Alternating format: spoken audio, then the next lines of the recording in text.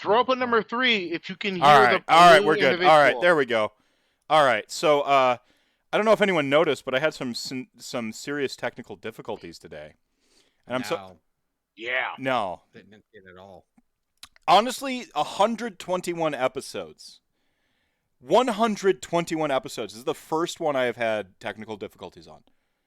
Wow. You made it pretty far, and I think we could all be thankful it wasn't the dick-isode, and that's yeah. But I do think that I'm not a religious man. I'm a skeptic. I'm a man of science, but I do believe in something called Plato's cave, right? Which is like we don't actually see reality.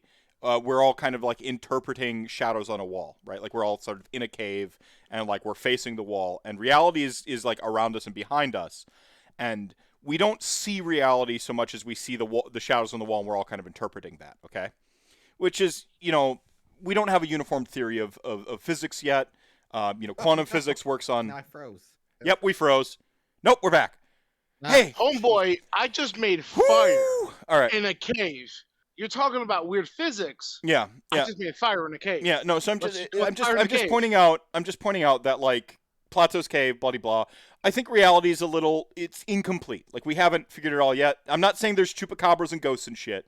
But I am saying I believe in a I mean they're awesome. I will if you believe in chupacabras and shit, like get at me. I want to hear your stories of chupacabras. A cool name. That's all you need to know. I'm sold right there. Like tell me about your chupacabra. Like, have you seen a chupacabra or like a Bigfoot or whatever it is? Whatever. Just get at me. I have delivered to a Jersey to the Devil. Border. I have delivered to the border of Texas and Mexico. I have seen some weird shit out that way. Right. Like the chupacabra. I ain't question it. They're gonna go about their business. They're gonna eat a goat.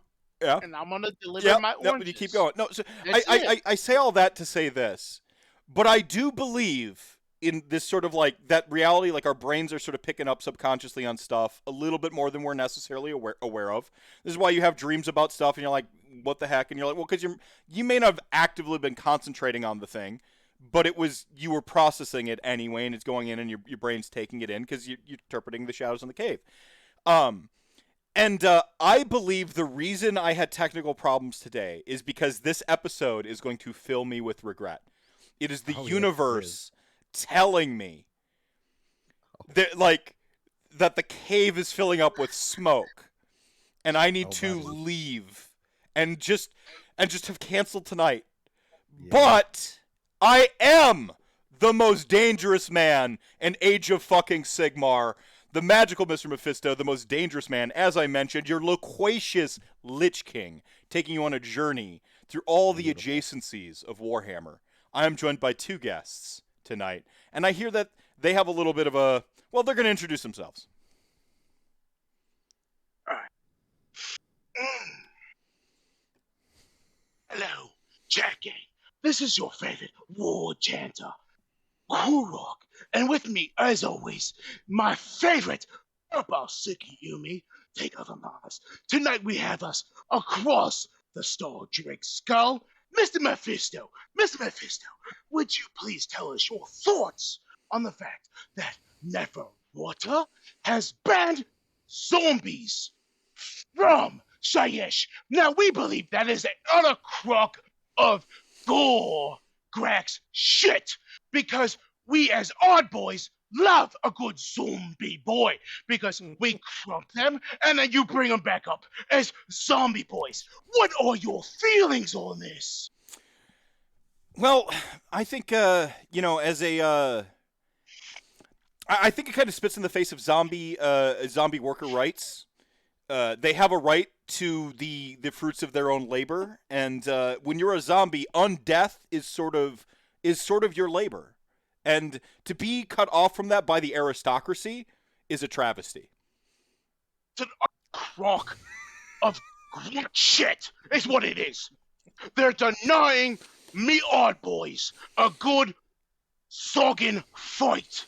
And we cannot be having that at all. Oh. My Suki favorite Yumi, what do you feel? Zombies are gross. They shouldn't be a thing. They're ugly. They smell bad. Probably the worst thing to have around. It's second worst. Orcs are definitely the worst. They don't bathe. Oh, that I and they're believe. alive. They don't have an excuse. Oh, such hatred toward a fellow newscaster. News is a bit of an exaggeration. Maybe Caster is too. I'm not sure, but So I guess I missed that. You're War Chanter. How'd you introduce yourself? I am War Chanter. And I missed who your favorite Yumi servant of Slaanesh. Your silky human me favorite servant. Umi. Yeah. My favorite silky Umi, who is purple, is Take Over Mars. You can't find a better Umi. I tell you what, he's me favorite. I am the All best. the other Umis, Based, they yeah. like to hide behind them walls. He will take his boys out in the field, and he'll meet me boys, and we have a great time. Yeah. Other Umis, they fucking just pipsqueaks. Yeah. See, I've ascended beyond humanity. Humanity is pathetic. Well, Mr. Mephisto, you are quite marvelous in your own way. Yeah, thank you. You bring us skeleton boys. We crump them. Yeah. You bring them back. We crump them again. They are a great way to teach our youth how to fight. You're always there for us, Yep. No. and no. we loves you. No, They do make great decorations too. Oh, they're super metal. Yes, they yeah, do. yeah, super Oh, metal. yeah. Skulls, Beautiful bones everywhere. Yeah. across the armor. Yeah. If I could find Beautiful. a way to have some that actually walked around and carried my things, it'd be perfect. Are you? I don't want to ask you to break character. Like as a former independent professional wrestler, I feel like it goes against me to tell you get out the kayfabe. But I'll bust up my skeleton pinky ring here. This is I'm gonna need this actually right now. Does it? I No. am horrible with names, but my Yeah. little brother watches AEW, and there was an individual who came out recently about his suicides and alcohol. Oh, Eddie dependency. Kingston! Eddie Woo! The Mad Kingston. King, yes. I am not a big wrestling fan, but I love him. I read his article.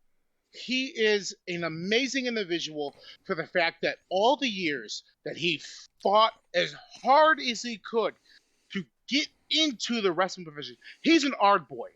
He is a brute. He is an iron jaw Oh. because he never stopped and he fought hard to get to where he is. Also, he has the same physique as me. He makes me feel good about the fact that there's a wrestler who is a middle-aged man fighting and still doing great. Yeah, big- I love him. I support him fully. Yeah. So I got two things. First of all, like I had a great intro, by the way. It was fantastic. You broke kayfabe all on your Thank own. you. I didn't do it. You saw it here. Everybody broke kayfabe on his own. Eddie Kingston. This will be the second time I've talked about him live on stream, and this is relevant to the fact that I need to advertise the fact that the Rantathon, my charity marathon, the third annual charity Rantathon. We've announced one of the grand prizes. The second grand prize I get to announce very, very soon. It's pretty awesome. Is that the Dragon Army? I don't think it's a Dragon Army. Do I not? I mean, we just talked about it off stream. How you're getting a dragon? Maybe- Oh, oh, No! That's Don't really- tell them that's about a really- dragon. Don't tell them about a Dragon Army. Don't. There is no alleged Dragon Army in the They're all works. lies. Just you don't know. Spread. You don't by know. Skaven. That's The all. only Yeah, army you need to worry about. Yeah. So is the July Maw Crusher army. July 30th and July 31st. I believe that's Saturday to Sunday. That is the Rantathon. It is benefiting mental health. I'm partnering with Take This, which is a gamer based charity.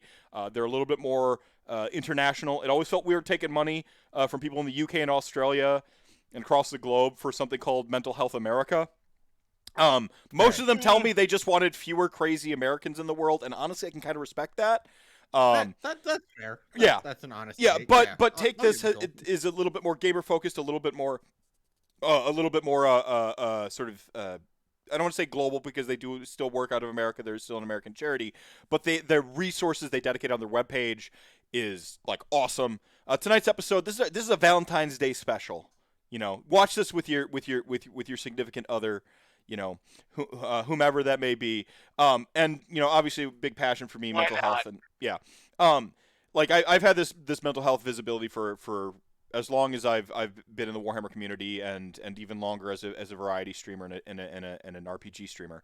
But Eddie Kingston essentially had this fantastic article in the Players Tribune, which is just kind of like any sports ball individual can write essentially submit articles or gets interviewed by this thing. And he was very public about his battles with like mental health, suicidal ideation, things like that. And to say that wrestling has like a toxic masculinity problem would be an understatement. Like, and when I say like toxic masculinity, I need to convey that like masculinity in and of itself is fine. Like whether you identify as masculine or feminine or non-binary, like that is everyone's individual experience. Toxic masculinity is a very specific way in which masculinity or attributes are given or put up as masculine. Like for instance, like man, the only I emotions just want to that chime in and say that me Ard boys, me Iron Jaws, we don't care what you genderize as long as you come at us and give us a good romping. We don't care. Identify what you want. based. It doesn't care. Yeah. That's all it is. Yeah. And if any Umi Yes, tells the you masculine because To be feminine, yes. the masculinity and a bad negation is garbage. right. So That's all it is. Yeah, so I just wanted to get back to like the toxic masculinity. Sorry, When I'm go saying on. like I'm not bashing people who like identify as masculine or have masculine traits. That's when I say toxic masculinity, I don't feel like I had to explain this, and then I said it, and somebody was like, you man hater or something like that. I'm like, like I'm not going to go into it because that shit's just it's a quagmire that smarter people than me who have degrees and shit fall into, and I don't want to go into that. The point is like wrestling as a profession, you don't talk about your mental health. It's not viewed as tough. Okay? Like it's you in wrestling there's this whole politics to it all. And for Eddie Kingston to come out and publicly discuss his mental health, to talk about like the death of one of his friends and all this stuff, where like you don't talk about it. You don't sell it is the vernacular. And basically, if he didn't get that contract for AEW, which is currently my favorite like non-Japanese, not that I'm a weeb or anything, my favorite non-Japanese company. Yeah, for him to do that and like have a contract and have a job is like a big deal, because he would get blackballed from wrestling basically the rest of his career. So like, one, good on AEW. Utter shit. That is utter shit. Yeah. That's my stance on it. Mm-hmm. You are talking about your mental health. And I get it. Right. It is a whole masculinity. You got to be the top male on the board. Fuck that bullshit. If you're not feeling up to your top masculine self, talk about it. Find a person that helps you get to that top self again, so you can get back in the ring. Or my feminine little self. brother says it. It is anime. It is redneck anime. That is what he describes it wrestling as. I love it. He's told me that. He has pulled me into it. Eddie Kingston is my favorite wrestler. Yeah, the Magic. Because he has been open about what he has been through. Mm-hmm. The part when he talked about in his article that he got the call going to a family gathering and he cried about it to his girlfriend that he had been accepted into AEW is beautiful. Well, the man openly talked about crying. Yeah. and being accepted into something that he has been trying to get into for years Yeah. is beautiful. Yeah. Do not judge this man Yeah. on this at all. Yeah, he was essentially about to like quit wrestling. He and his brother, who's like family man, like has kids and stuff, and he's the cousin, as I recall, like Eddie Kingston's like nephew was just born, and he wanted to be able to like tell his cousin that I'm a wrestler and show him something and be like, that's me wrestling. And like, and so his brother convinced him to like kind of give it one last go. And this was during like during shutdown. It was in Jersey. They went out and like they were still doing like social distancing and stuff. So people were watching from their cars. And he's in the wrestling ring, and like people in the cars, and like he just like at the end, like he wrestles, he drops the straps, and then he just shoots. So shooting on somebody is when you like essentially like shit talk someone for real. And and so he just ended up shooting on a bunch of like big companies, and AEW was like, let's bring him in on like a per diem rate, so basically pay him to come wrestle one match. So they gave him a per diem contract, so he came in and he wrestled one match, and it was televised, blew everybody's mind. Like, just all it really takes is, I guess, one shot, one opportunity, Ma's spaghetti, and that is passion.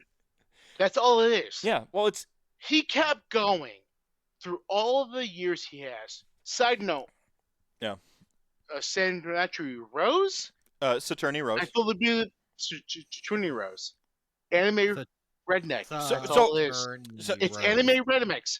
I don't know. I'm sensing a Digasode too, man, Mars. It's like, it's coming. But I fully agree with you. Backtrack a little bit. That ring you had, you opened up a bottle with it. You put in way more work opening a bottle with that ring than I did with a bottle opener. And I appreciate that that's how you open up your bottles. Well, I had it on the wrong finger. It's I thought it was a pinky ring, and so it had like it was just like it's been a big night. Okay. Yeah, no, just throwing it out there. Eddie Kingston, came out with who he is. He brought up the fact that he has reached his ultimate low, and AEW brought him in. Oh. And I will bring this up again when you do your final soapbox. Okay. We're all here. We one big mob. That's all it is. And I wish that you Umis go talk to your shaman. Feel good about yourselves. Raise yourselves up, because there's nothing worse than fighting a Umi who's depressed. I want you to be at your best when you're fighting me. Please, see your shaman. Feel better. Come on out and truly give us odd boys a fight. Take care of yourselves. A sad Umi is not a fun Umi. I want you to be a fun Umi. Take care of yourselves. Please. And Eddie Kingston teaches that. I don't care what anyone else says. That man came out and he said, I was ready to kill myself. Yeah. Because I was struggling to get to that point. And I love the bit where he talked about how he did an independent wrestling gig, and Big Gertha, I can't remember her name, was screaming at that the whole time. And then they walked to their cars and she said, you gave us a great show. That's all that matters. Yeah. Well, I mean, I love the sentiment that our war chanter got in there. But by the way, as somebody who recently found out he has bipolar 2, I've known I've been depressed a long time. I don't know if I've talked about this on RantCast Live. Have I yet? I don't know. It all blurs together. They all blur together. Treat every episode like it's old, first, right? It's sad. Yeah. So I recently got diagnosed. I finally took my own medicine, and I'm now medicated. I went and talked to a mental health professional because I knew I needed to. Good. I I like a happy Umi to fight against. right, and I Take care of just yourselves. want to point out that uh being diagnosed with CPTSD, which is complex, post traumatic stress disorder, um, which is Oh, no, considered a that's disability by our military, um, uh, and not by our social security department. And bipolar 2, anxiety, and ADHD. I tested severely high for ADD combined type, which is hyperactivity and inattentiveness. And you might notice that I have a tendency to rant, cut people off. You are amongst fellow lovers. I, Please cut her off. rant to your I, but I, but I best. just want to, all I really want to say is like, you're not.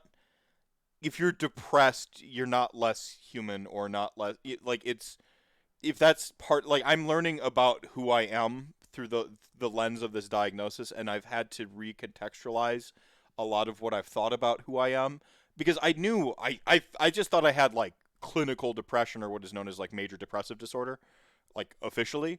I just like I have major depression, like cool.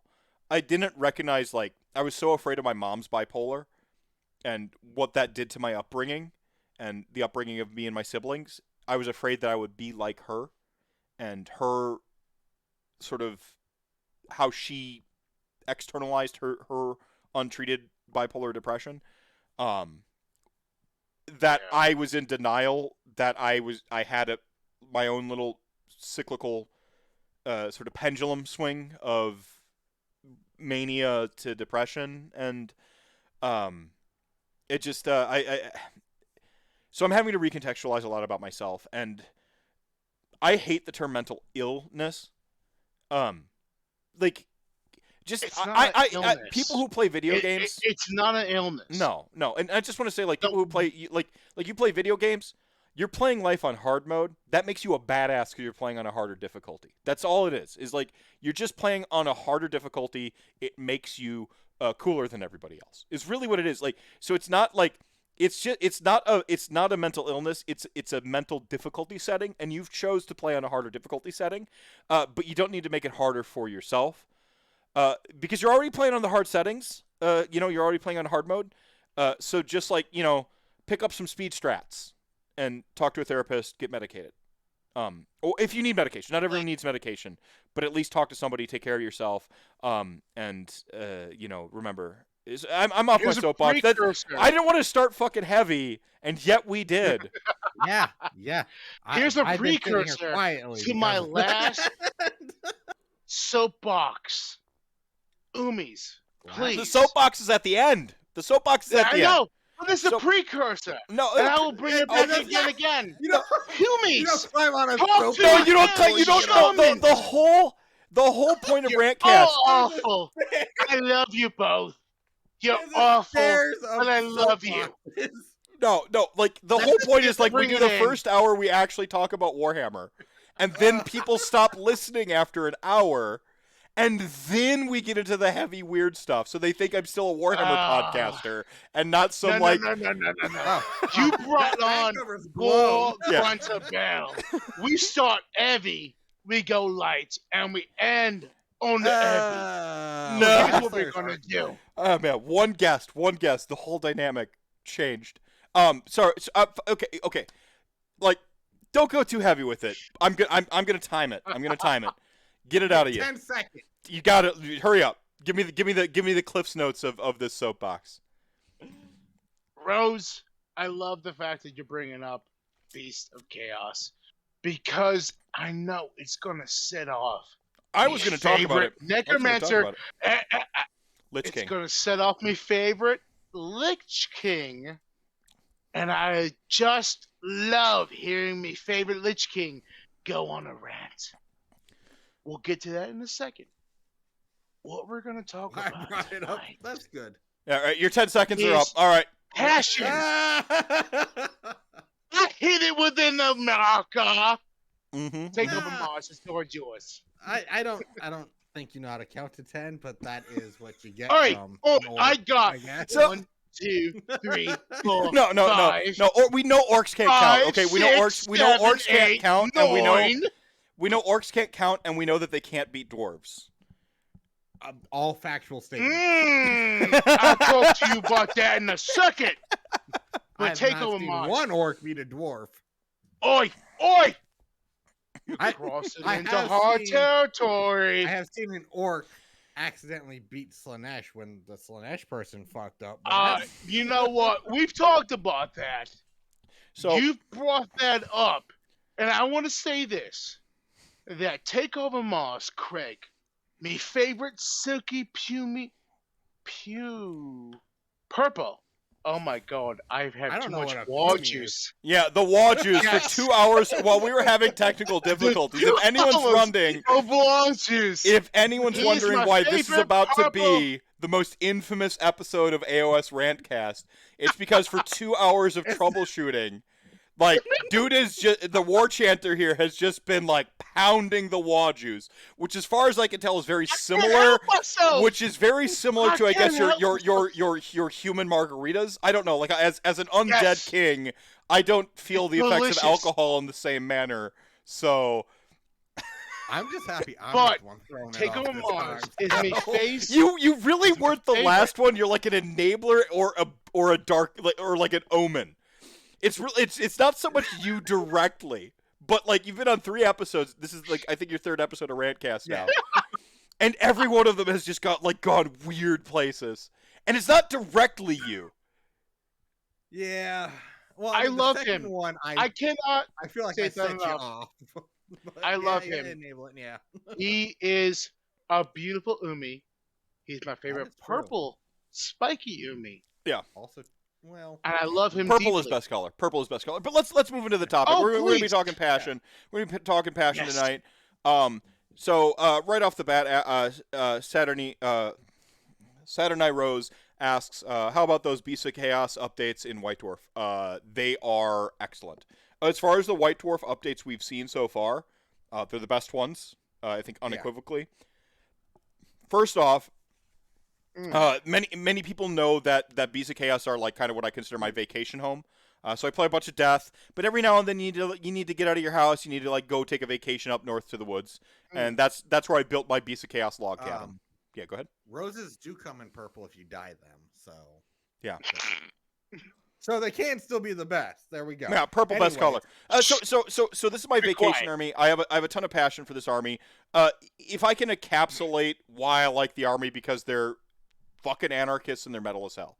Okay, like it's the Conan. I want to interject. I fully agree with Mr. Mephisto.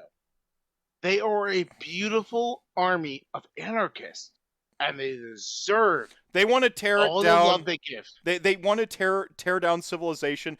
Okay, so they're like the wrong type of anarchy because they're like the anarchy as a synonym for chaos, and you know, I'm not gonna go philosophical anarchy on anybody tonight. I promise. I don't promise. I can't.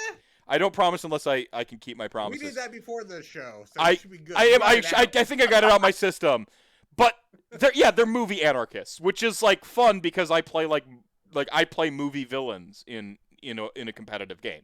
Like I like to be the bad guy, so they're movie No. anarchists. They're on go ahead. on the White Dwarf update. I do believe, and I don't correct me if I'm wrong because I prefer to keep this worldview. They are the only good update we've got. And they've I said don't correct me. And they have actually made me like I was already teetering about getting the army, and I'm thinking it's pushing me over. Right. I'm liking it Good. a lot. Good. You should. Yeah. No. Embrace it. Embrace your inner anarchist, both metaphorically and literally. But no. Time out real quick. Take over Mars. Can you raise your volume a little bit? We have a comment about that. Okay. A So little you quiet. volume up a touch out of you. Thank you. Is that better? Is that better? Wait, 15 seconds? Yeah. Well, it's 37 seconds. Yeah. The freaking delay. There, you're super loud now. Oh, good. I cranked you to 200. We're good. Yeah. Let's go. Yeah. Anyway, I was saying like so Beasts of Chaos, big fan of Beasts of Chaos. They're heavy metal. They're anarchist. It's great. But we in the Beasts of Chaos community, we talk about the Herdstone a lot because, quite frankly, the Herdstone is the best terrain feature in the game. And when I say that, I love my Bone Tithe Nexus. Okay. Yeah. I love it. It's but a big girl. I'm gonna say it right now. It's a big girl. She takes up a lot of space. She's great. She's beautiful. The way she's she is. Great. She's great. Like, I am big women are totally beautiful. I like a little little thickness. But she's like, beautiful. She's beautiful. But as far as like what she does for the army, what the Bone Tithe Nexus does for the army, like it's just like little like dink and dunk little debuffs and it's not really like interactive. Like, but the Herdstone is just keep in mind before like army terrain, the Herdstone was a thing. It was in the GHB in GHB 2017. They just told you to build your own. Like they had a Herdstone. Yeah, they had a Herdstone. Like I'm showing my OG Beasts of Chaos cred here. Okay. in 2017, that's probably when I met Jesse and we were doing Path to Glory, and I didn't even look at the GHB. Yeah. I just looked at the Path Yeah, to Glory. they had like because they had your that's where your allegiance abilities were in the GHB. Yeah. My favorite moment of that Path of Glory was when we ended with a Triumph of Treachery, and Craig got totally snuffed. And as he was leaving, he said, "I hate you all. Go F yourselves." And we were like, word bye. for word. And he was like, "I will see you next week." Yeah. That's when I knew that Craig was going to be a loving friend to the very end. So is that where is that how you met each other? Like was through Warhammer? Yeah. Yes, he was.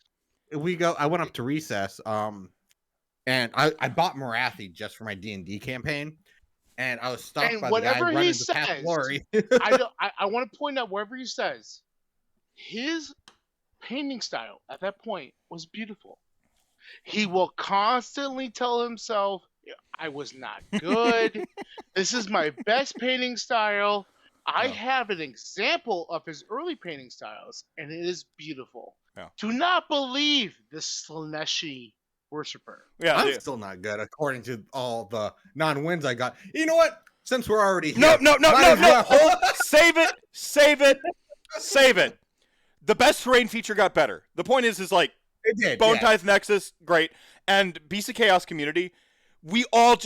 So many of us were just like, if you up it to 12 inches at the start and then it grows 6 inches, we'll be happy with that. Like, where did it start at before? 6 inches. I forgot. 6 inches. So useless. But so it gave you your rend debuff. So at 6 inches it does nothing, and it was wholly within 6 inches for a battle shock immunity. And then round 2 it's 12 inches, wholly within 12 inches, battle shock immunity, and then rend debuff.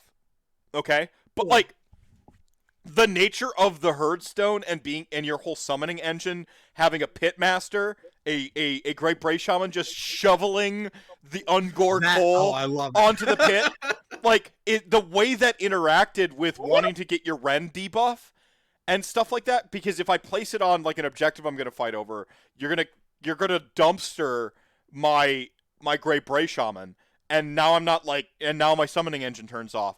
Like, so there's like a lot of intricacies of how great the Herdstone is. The fact that they turned it into a table-wide -1 rend or an army-wide, whoo! Like it's so beautiful, good. Yeah. And then on turn 3, it's rend 2, rend fucking 5 Bulgors. Oh my god, I would kill. It should be. Oh, like it's rend 3 Bestigors. Oh, that's so. Side note, I want to point out that I'm jealous. Rose, I love that you're posting constantly, but that Herdstone buff should have been day 1. I'm not gonna say it should have been day 1. No, day 1 was forever ago. 2.0. Beast of Chaos won the first Masters in 2.0. Like, yeah, I wouldn't say it should have been day 1. It was not. It was a different. It was I way have different not back then. fought against a Beast of Chaos army ever. Hmm. They should have been out there fighting, We're around. crumping, and having a good time We're No, around. from the beginning. No, but do you remember I'm sad. 2.0? But do you remember the beginning of 2.0 when I they do came remember out with 2.0. it I having that came red in buff like that would have halfway been in. different. Well, like No, dude, No, we came in they at should have 1.0. still been In- an actual it should have been 12 fighter. inches. It could have been 12 inches at It should have been 12 inches. Yes, but not the Yes. red buff. I'm saying on which the is table what you're wide. saying. The red buff. no, that, But all I'm trying to say is the Beast of Chaos community had largely just agreed that like just make the rend range 12 inches to start for just a negative yeah, one rend. and you just got went home, you went and got a cake and then ate it and then somehow still have it. And they still have it, and then they Beautiful. delivered an extra cake to my house the next day because they upped the battle shock immunity to 12 inches. It's not battle shock immunity anymore. It's just you have a reduction to the amount of units that get shocked off, which is fine. I mean, that's still great. But you get a buff to your rally, and you get to bring back more units. So it's like it's awesome because like if you think about how this army interacts, when you kill my stuff or when I'm shoveling coal into the furnace, I can rally the unit. I get more stuff to shovel into the furnace. It's awesome. It's awesome. Nothing but win. No, it's just dunk after dunk after dunk. Eat, pray, love. Oh, yeah. It You should have been able to shovel into that furnace from the start. You do. That's our primordial call ability. That's but you our should have existing been able to shovel as Ard boys do on a 4+. Well, we do if that. you're not in combat, you should have done that from the beginning, though. Didn't they? You're Beast of Chaos. You are a No, we shoveled for free. force. It was we didn't get models back. So now we get to shovel and get models back on a 4-0. It's so cool. It's so much. But you should have been able to get models back. You know what we would do is because like our primordial call, we would actually end up summoning extra Ungor to like bring on towards the Hearthstone and throw them in because we'd run out. Oh man! Or the number of times I've had my Great Bray Shaman cut himself for the Hearthstone because it's a D3 Mortals. And so I've had my Great Bray Shaman because I've run out of Ungor, and so he's just like seppuku'd himself like on the fucking Hearthstone, like because I needed to summon that freaking like 10 Bestigor unit or whatever. So as Jesse pointed out in his rant, we don't have Beast of Chaos players around here. Can you explain how the summoning works? Yeah, so you don't have yet. So right? you have it. No. The Allegiance ability is called Primordial Call. The whole thing is a unit within Blah of the Hearthstone. I believe it's 3 inches. Within 3 inches, as long as there's a hero unit within 3 inches. So you need a unit and a hero unit within 3 inches. The hero unit might actually have to be within 1 inch. I might be forgetting it. It might be a minute, but it's 3 or 1 or like the magic zones. The point is you have to have a hero on the Hearthstone and you have to have a unit on the Hearthstone. By the way, the hero is itself a unit by the Hearthstone. So time out real quick.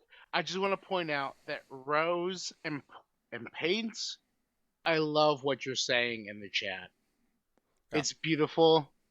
Eat, pray, Bay love. Well, eat, pray, love is one of like the huge Twitter users.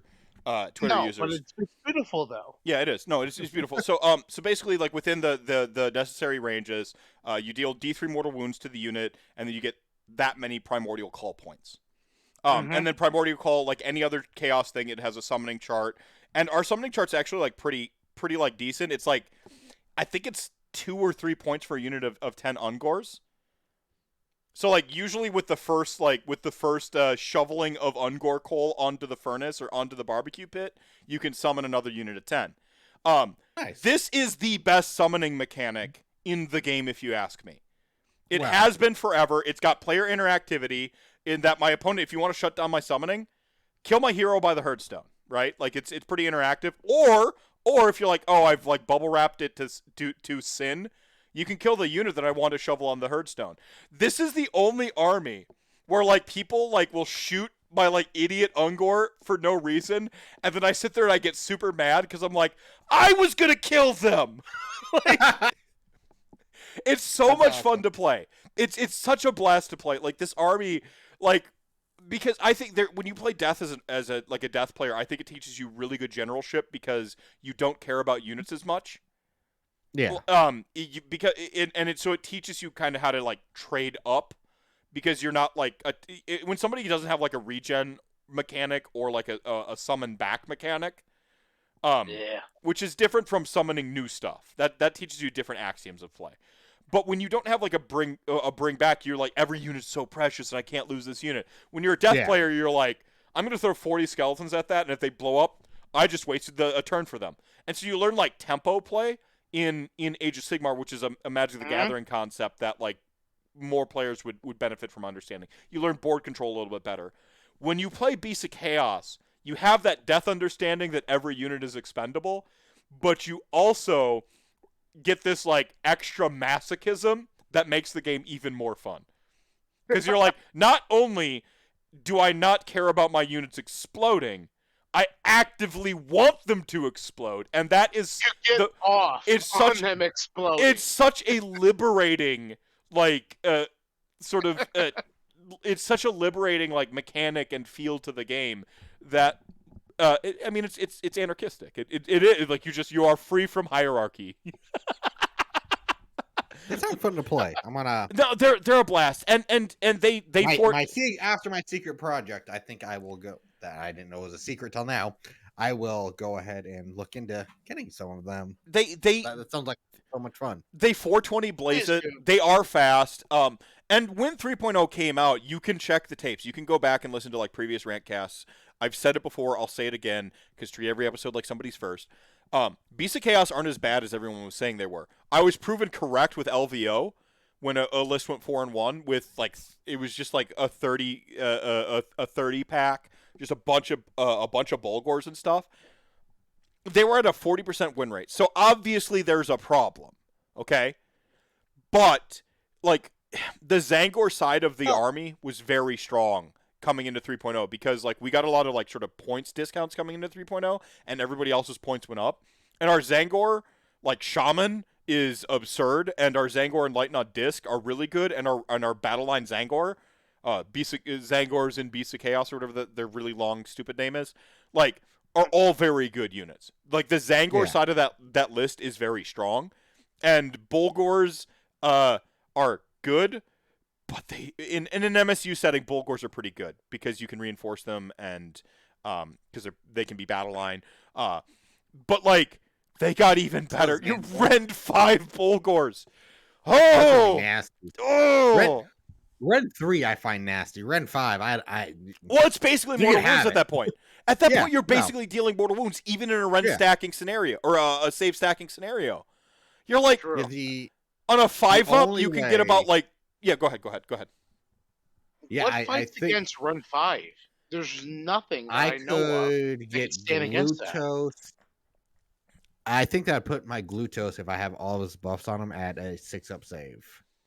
If I'm doing the math right, because I keep him down at 2. Still, you get a 6-up save. It's nasty, real nasty. No, like I want to finish up the BOC thing. So like I have more questions about BOC too. So okay, you had a question. Go on, your question because I was about to well, I mean, like so. I mean, it's so you're saying they have a 40% win rate, and I don't follow the stats anything, and after my last weekend playing Slaanesh, which is supposedly one of the worst armies going, I think pretty okay.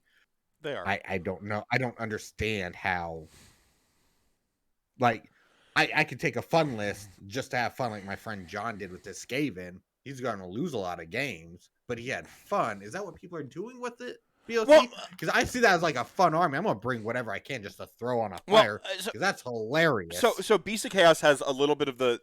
So if you remember when like the Slaanesh Battle Tome came out, I was actually an advocate of it because I thought their points in that book were inflated for 3.0. I did too. I based my entire opinion on whether I liked that book or not. You check the tapes on this one. On being about 20% overcosted because I thought 3.0 was going to go up by 20%. And then they went up basically another 20%. And then 1 second.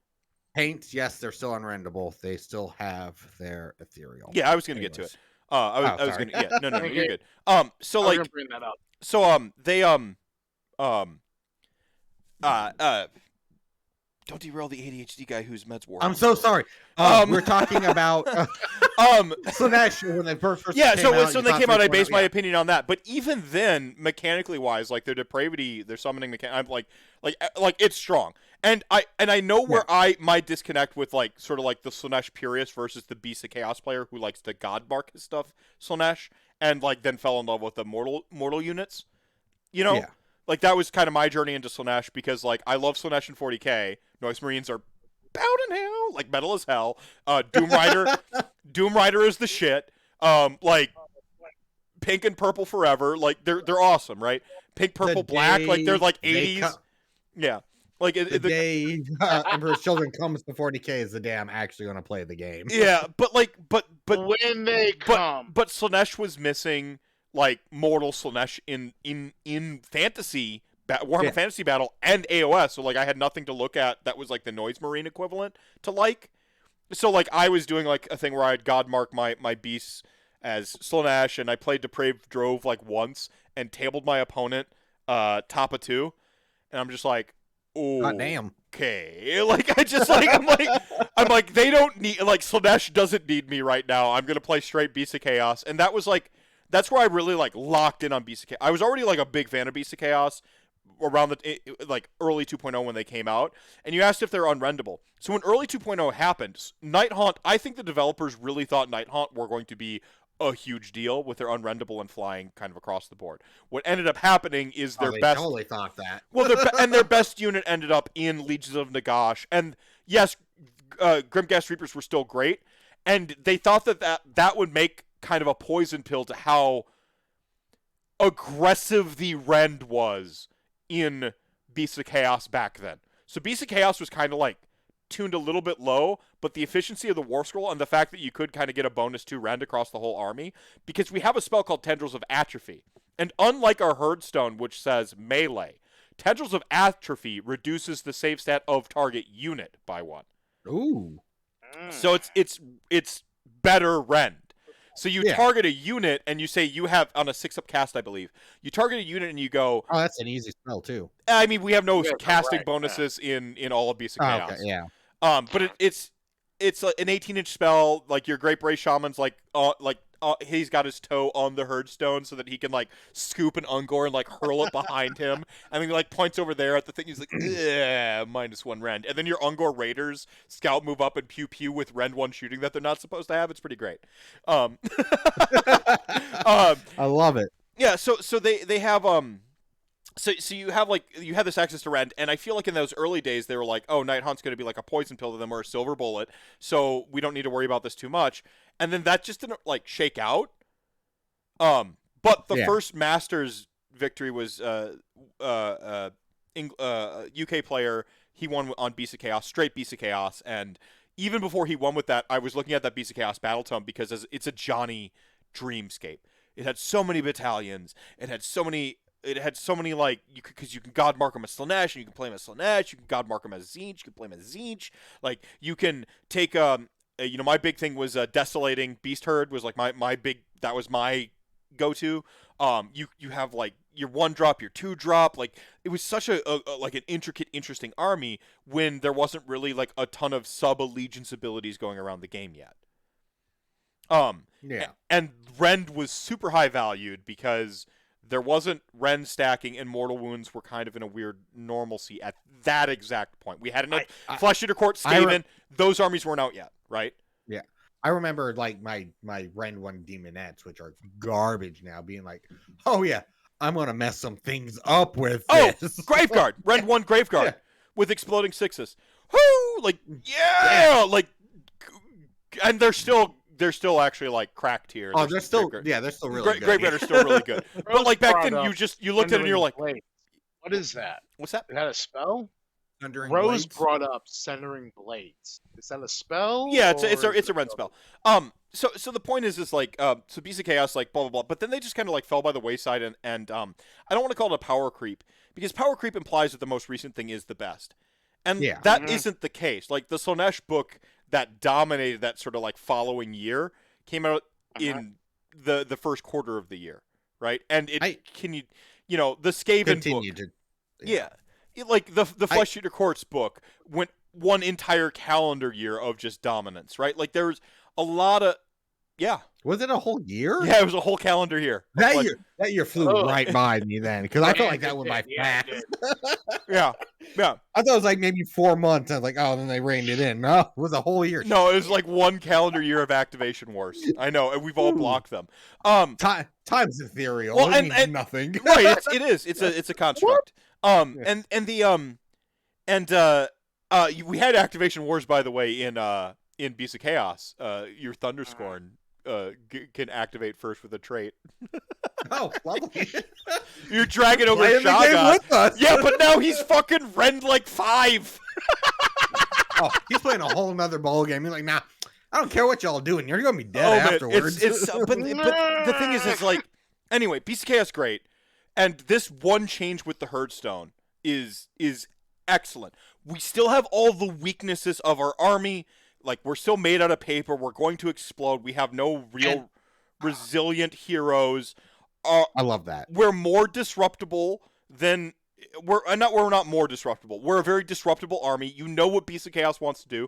I want to shovel coal onto the furnace, onto the pit. Keep that barbecue going. To keep my summoning engine active and like keep. I want to like outflank and do like it's still playing basically the same. It's still going to 420 Blaze try to like pin you in your deployment and do tricks.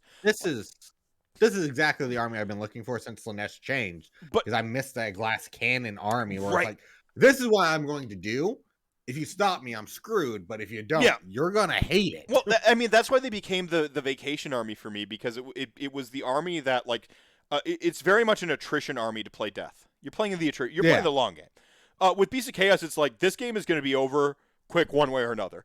Like I'm going to like, but then what ended up happening the longer the like second ed went on and everyone like kind of got better and they nerfed our Enlightened on Disc, which I ran as a 6-pack just as one target seeking missile in my army in my Desolating Beast herd. So like I had this one like target seeking missile of just like ultra efficient damage dealer.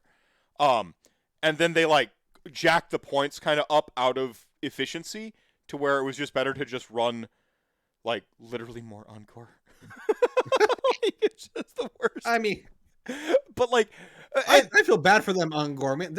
I love the way they their models are excellent. They're so good. Looking models. But I love so many people talk shit about them. I'm like, I don't know. I bought some Ungor Raiders just because I would mind running them in my Slaanesh. I have like they're cool. So this is where me naming units actually began. There's an Ungor Raider whose name is Birdie. Because he stands like Birdie, the Street Fighter character, and he's got like his head cocked in the way I posed him. Beasts of Chaos models are really fun to put together. Like, they're outdated, but Ungor especially, because they have the boxy like rank and flank, like so they're built that way, like they're not super dynamic sweeping poses. But like Ungor themselves became one of my absolute favorite sculpts in the game. I kind of like the boxiness. I'm not gonna lie. I'm tired of spiky bits getting caught up in each other and breaking models. Yeah, well that's fair. I lost 2 Demon Head arms. Forest Warriors are kind of just. Coming. Not all of them are made equal. But Ungor are solid. But Ungor are great, and if you look at that like our Shadespire box or whatever it was, the warband, the Ungor in that are thick, and they're like exactly what they should be because they're just bigger. They're like got a little bit more of a pot belly. They look a lot more puckish. But you still like even the older sculpts, even how they come together, like their head is on like their neck is like a ball and their head goes up, so it's like it's fully reticulating, and you can like so you have like you can get really intricate like head poses and stuff like that, and all the heads are interchangeable. Same thing with the arms, like they're just really great models. Actually, they're like the old Crypt Ghouls where their heads are on that little ball and you can just you just like you squiggle it around and you can go wherever you want with it. It's just an excellent army, and I think going into 3.0, they're like, it's a high bandwidth army is the problem. Like the mental bandwidth, you have to play out of your mind to kind of beat people because it just got less efficient and less efficient and less efficient as the game went on. And that Rend, my 60-point idiots, and 60-point idiots is in capital letters. This is categorically what I'm talking about. I'm just talking about like the minimum cost battle line unit. Now is a Rend 1, Rend 2, Rend 3 unit, depending. Like just So my jealous over here. I'm not gonna like, lie. like my Damn 60 good point run. my I'm saying. my 60-point idiots that I want you to charge. I don't even try to put them in combat with you. I outside of for you and say charge them or go around. Now I have No, Rend that- 3. They're gonna destroy things, and they're not supposed to do shit. Well, they're gonna take models off, and before Yeah. they didn't, and now you're gonna have to think about that. This one change was that pivotal. And by the way, we got like better monstrous rampage abilities too. Oh yeah, that's also nice. Chimera so- stonks way up. Gorgon Aren't, stonks like- are fine, like, but I yeah. was gonna say, like, aren't a lot of your heroes just straight up monsters too? So like that's a bonus. No, we don't have No? hero monsters. That's the problem with the army. No, not the big guy with the freaking stone Not a in his hero. arm. Not a hero. No, No. Really? No, Gorgons and BS. Cygors are not a hero. they should be. Why aren't they? No, that's again. This is a crux of the army. We don't have like named. We don't really have like any named heroes. We don't have any like hero monsters. Doombull's not a monster. He's a hero. He should be a Really? freaking monster. Yeah. though. Yeah, unless I mean, they what does stealth, it have? unless they had a stealth change in there. Doombull's not a monster. He's just a hero. Like so, Ah. this is a problem. Dragon Ogre Shoggoth, not a monster. Not named either. Really? You have like Whoa, chaos. hold One on. of our best. Jagroth is not a No, monster? That is a huge bestial model. no, it's not. It's it's like on a 50 bullshit. mil. Like, Well, I mean, still looking no, at no, it, that's no, a no. monster. Still, looking at it, yeah, none of them are like none of them are monster. behemoths and stuff like that. Like they're mostly not monsters. Wow. Yeah. I think that's the disservice they well, now well, have. and this is what all the Beasts of Chaos players will tell you is like we need a retooling of our monsters, like and what monster means in this army. Yeah. Like a chaos sorcerer on Manticore is a stealth great piece in that army because it's a hero Oh. monster. Like yeah. yeah, Shoggoth, Dragon Ogre Shoggoth, clearly a refined gentleman, not a monster. Yeah.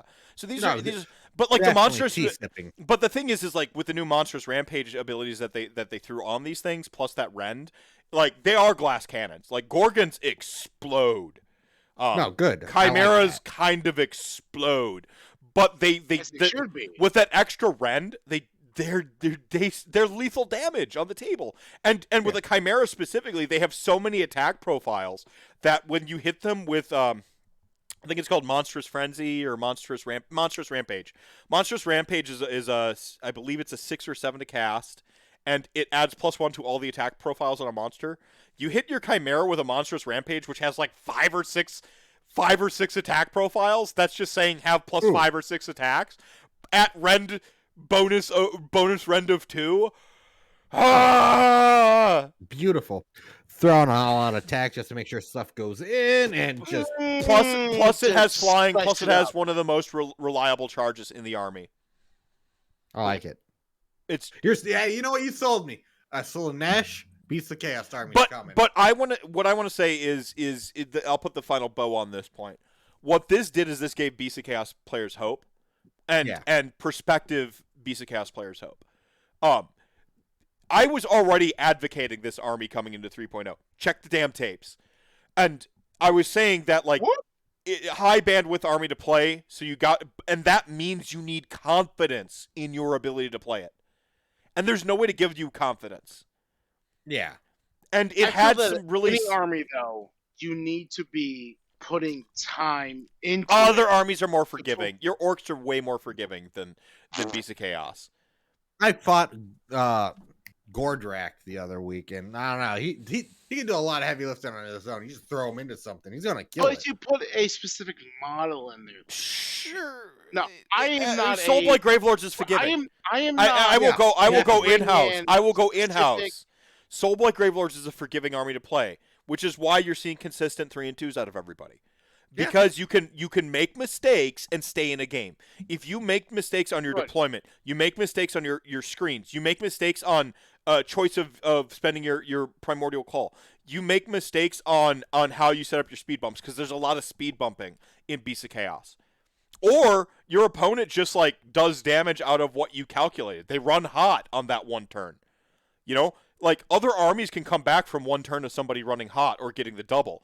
If you're playing for, like, everyone's playing for the double, right? Like you're a skilled enough player. We all understand how to play around the double at this point.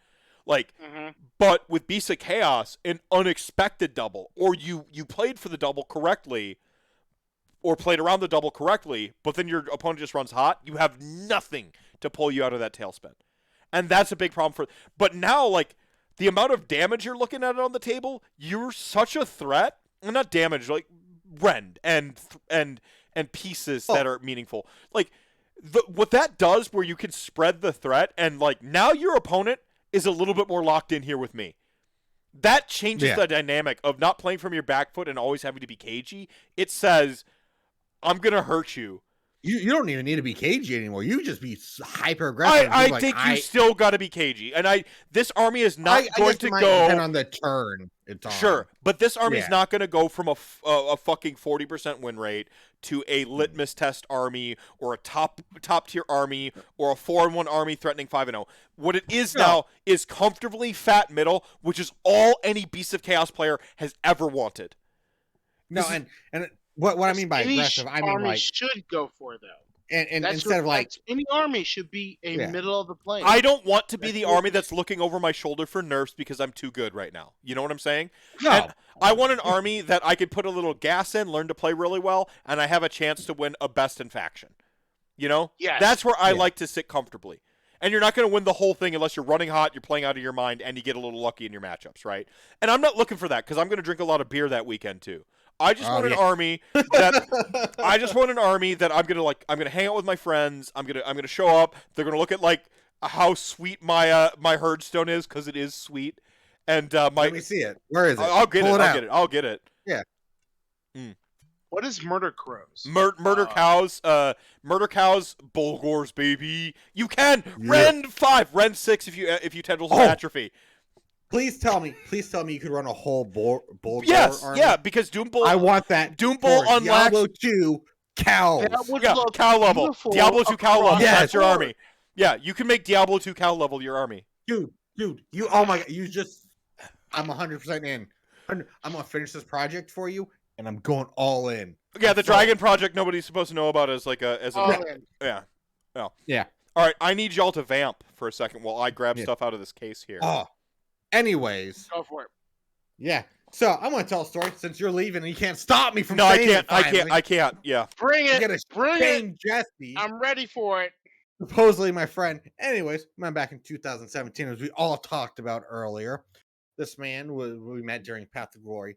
By the way, the Triumph and Treachery game we're talking about, and I said, "Oh, screw you guys! I'll see you later." When I got screwed, is because they all tag teamed me at the end when I was winning. Best Weird how that works. Comment ever. Start right away. Leaving.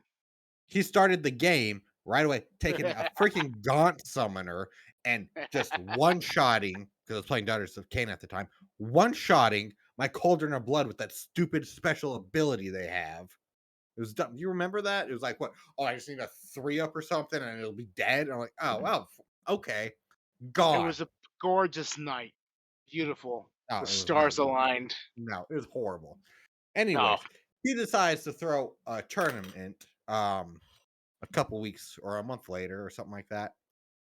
And he had a best painting contest. Granted, was not a great painter. It was the very first model I ever painted. I put it up there.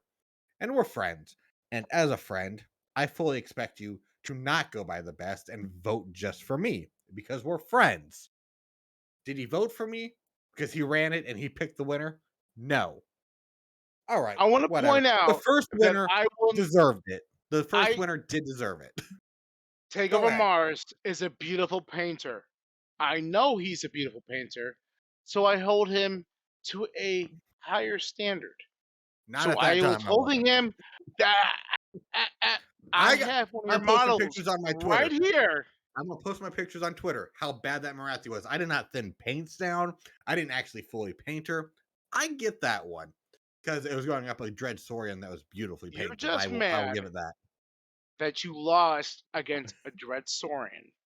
That Dread Saurian was beautiful. Oh yeah, Wes did a great job. Wes did a beautiful job on each individual scale on that. You're Anyway. just mad at the 4 Ren tournament that happened, Oh, yeah. and I but voted for our see, golden cock. I All right? have to get all the backstory of how you betrayed me in. Hold on. Oh, Second tournament he just runs. dig the dagger deep in me. Second tournament. Oh, you got the dagger in you? I got 3 in my back. Hold on. Second tournament he runs. You're the just same Julius thing. Caesaring over here. I bought not only a new Marathi for this event, I bought a black dragon that I spent 3 days painting. I don't spend 3 days painting a model, even now. 3 days painting the dang thing to put it up. And they had the gall to look at me and said, "You did a really great job, but we're voting for him because of his basing." Okay, fine. I lost. Whatever. We go to the Ren 4 bar event. Wonderful, wonderful event. A lot of fun. It's Triumph and Treachery narrative event. I had a blast. I can't wait to go this Beautiful coming event. up year. Beautiful event. Can't wait great. for the next one. Yeah. If you're in the Cleveland, Ohio-ish area, highly recommend going. Please come. But they had a vote for your favorite army for painting. No, so they had your favorite army and the best painted army. And I will say the Golden Cock army got my vote. It was really cool. It was beautiful. You said it. However, You said it. Was it the best painted army? I would argue no, seeing as people thought I actually put a shard of mirror in my freaking Slaanesh terrain piece, and he was one of them. Came up to me like, "Did you put a mirror in there?" No, I didn't. I used mirror paint. Blah, blah, blah. I did. He did not think vote for me. that I had 7 friends show up to the Ren 4 event. Not a single one voted for me. I lost best painted by 2 votes. I just needed 3 friends to vote for me. I don't think I'm being unreasonable for your friends, half of which I painted their whole armies for, to vote for me at this point. He didn't paint Is that mine. crazy? I just want to put it out there. I didn't paint his, For but he's everyone to still a know. friend of mine. Dang it. But I'm pretty sure your friends should always vote for you, even if you're wrong. No, you definitely can. Because I know you take your armies to another level. No, so I have to put you at a higher level. As a friend, you should always vote for me. I expect your cock army support. Was beautiful. I expect right? That golden cock on that table was beautiful.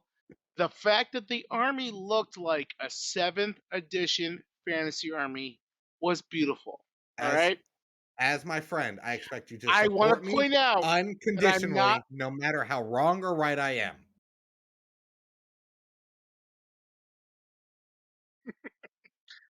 Please do. Please do.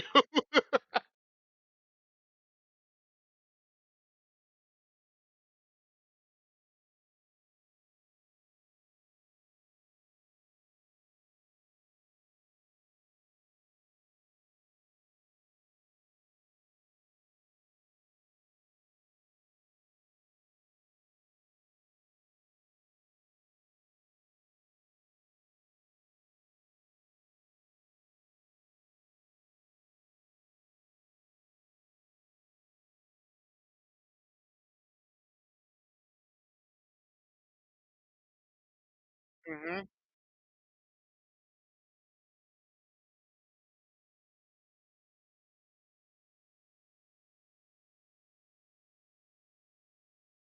Mm-hmm. Sorry. I just wanted to say I was interjecting here. I forgot I was muted. There's a meme, by the way. I am that meme. When do you stop unmuting your mic? Never. Never. Yeah. So I was just saying I grew up as I was just saying like I'm not like as so Ronry as a person is, but I'm a little so Ronry. I moved away from the only place I've ever considered home, which was Milwaukee. Rocking my hat right now. To raise a family. I grew up personally really didn't like have a home port or a port of call or like a hometown. growing up. I was kind of a glorified orphan. And when I say glorified orphan, I mean that I was raised by family, but my mom lost me to foster care, and my family kind of got me out of foster care, and I just sort of bounced around from relative to relative, and no one really took like ownership or agency over me. They all were kind of as bad to me as my mom was. They just hid it better. And when I went off to college, I just kind of flipped the double guns to my family, and I never looked back. And I kind of lived sort of rudderless and anchorless after college until I ended up in Milwaukee, where I met my partner. We had both of our wonderful children. You found your forever home. Yeah, and then to raise that second kid, we decided to kind of like get out of the city, move elsewhere, and I kind of had left this place where my heart was, which was Milwaukee. Like that city had embraced me. There you'd hear stories about people getting stabbed in North Avenue Park, and like violence and crime. I walked through that fucking park loud as hell with a 30-pack of PBR, handing out PBRs to everybody in that park. Had a great old time leaning on the soccer net with no fucking net on North Avenue Park, just like handing out beer, shit talking a bunch of people. Like I feel like in a weird, some of it, people, random acts of violence and tragedy befalls us all. Trust me, I know. But I do feel to some extent there's a little bit of you get back what you put out there. And I was searching for a home, and Milwaukee was like, yo, like, welcome home. And Milwaukee is imperfect. On any given national metric, and any given year, it'll be like the highest, most segregated city. Jockeys back and forth with a couple, like, and it's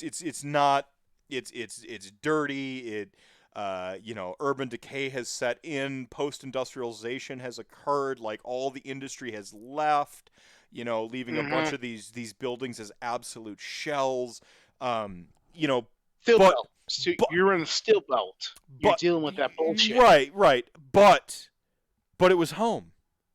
But for all its imperfection, it was home. And when we left there, I kind of left my friends to choose my family, and I would do it again, 100%, all over again.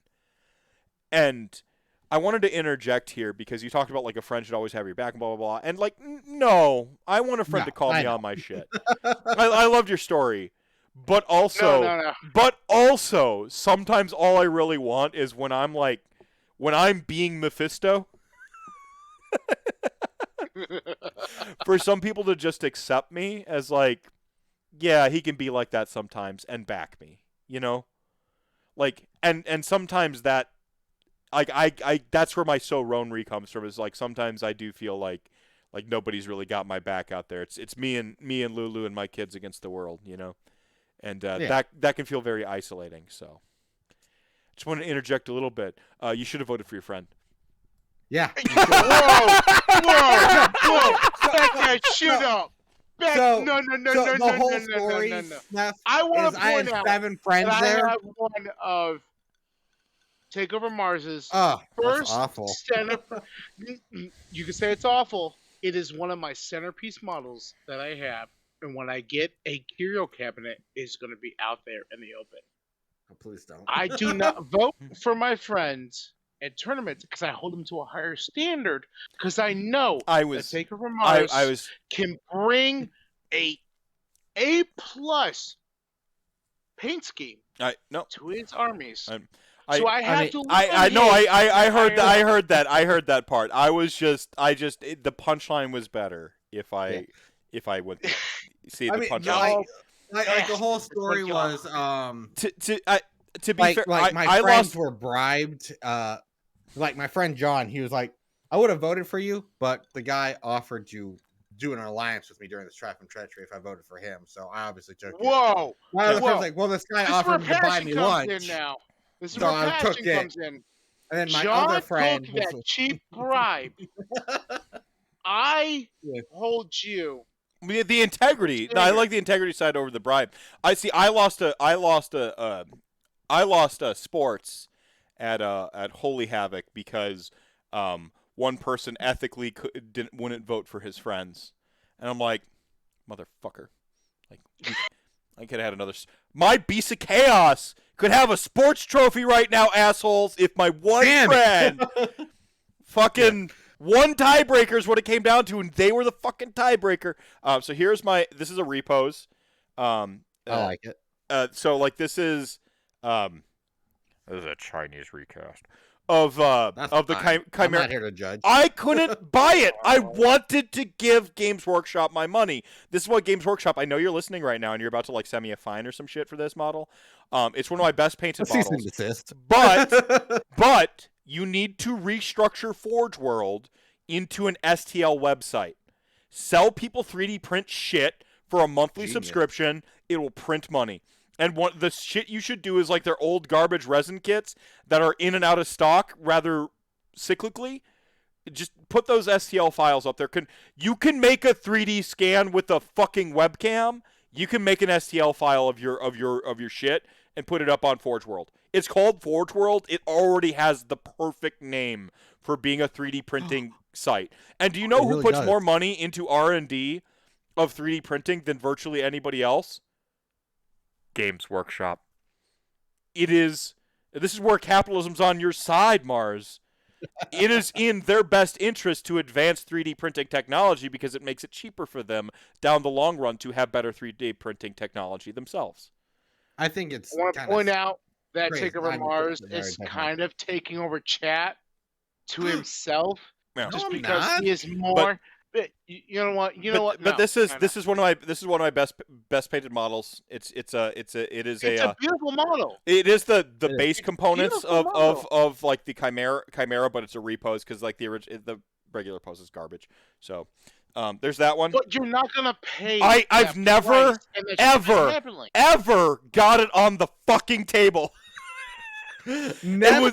It was just it was on my display board to be summoned.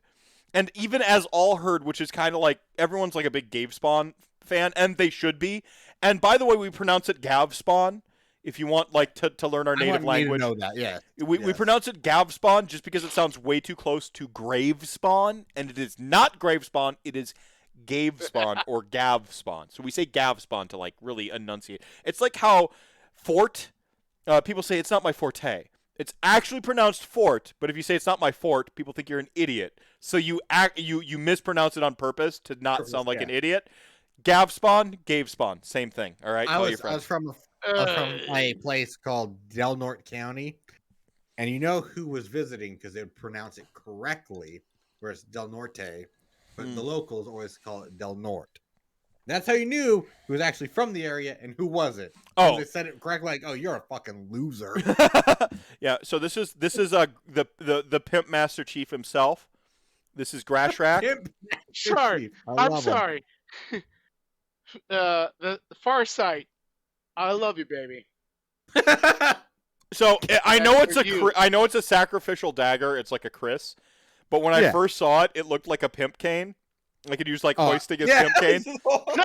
No, doesn't it? Pimp cane. It is his pimp cane. A pimp cane. That's why shaman out there. That's why he's not. So motherfuckers. Yeah, so he's not in. So he's not in my army's colors because my Beast of Chaos army is called the Ashenhorn Despoilers.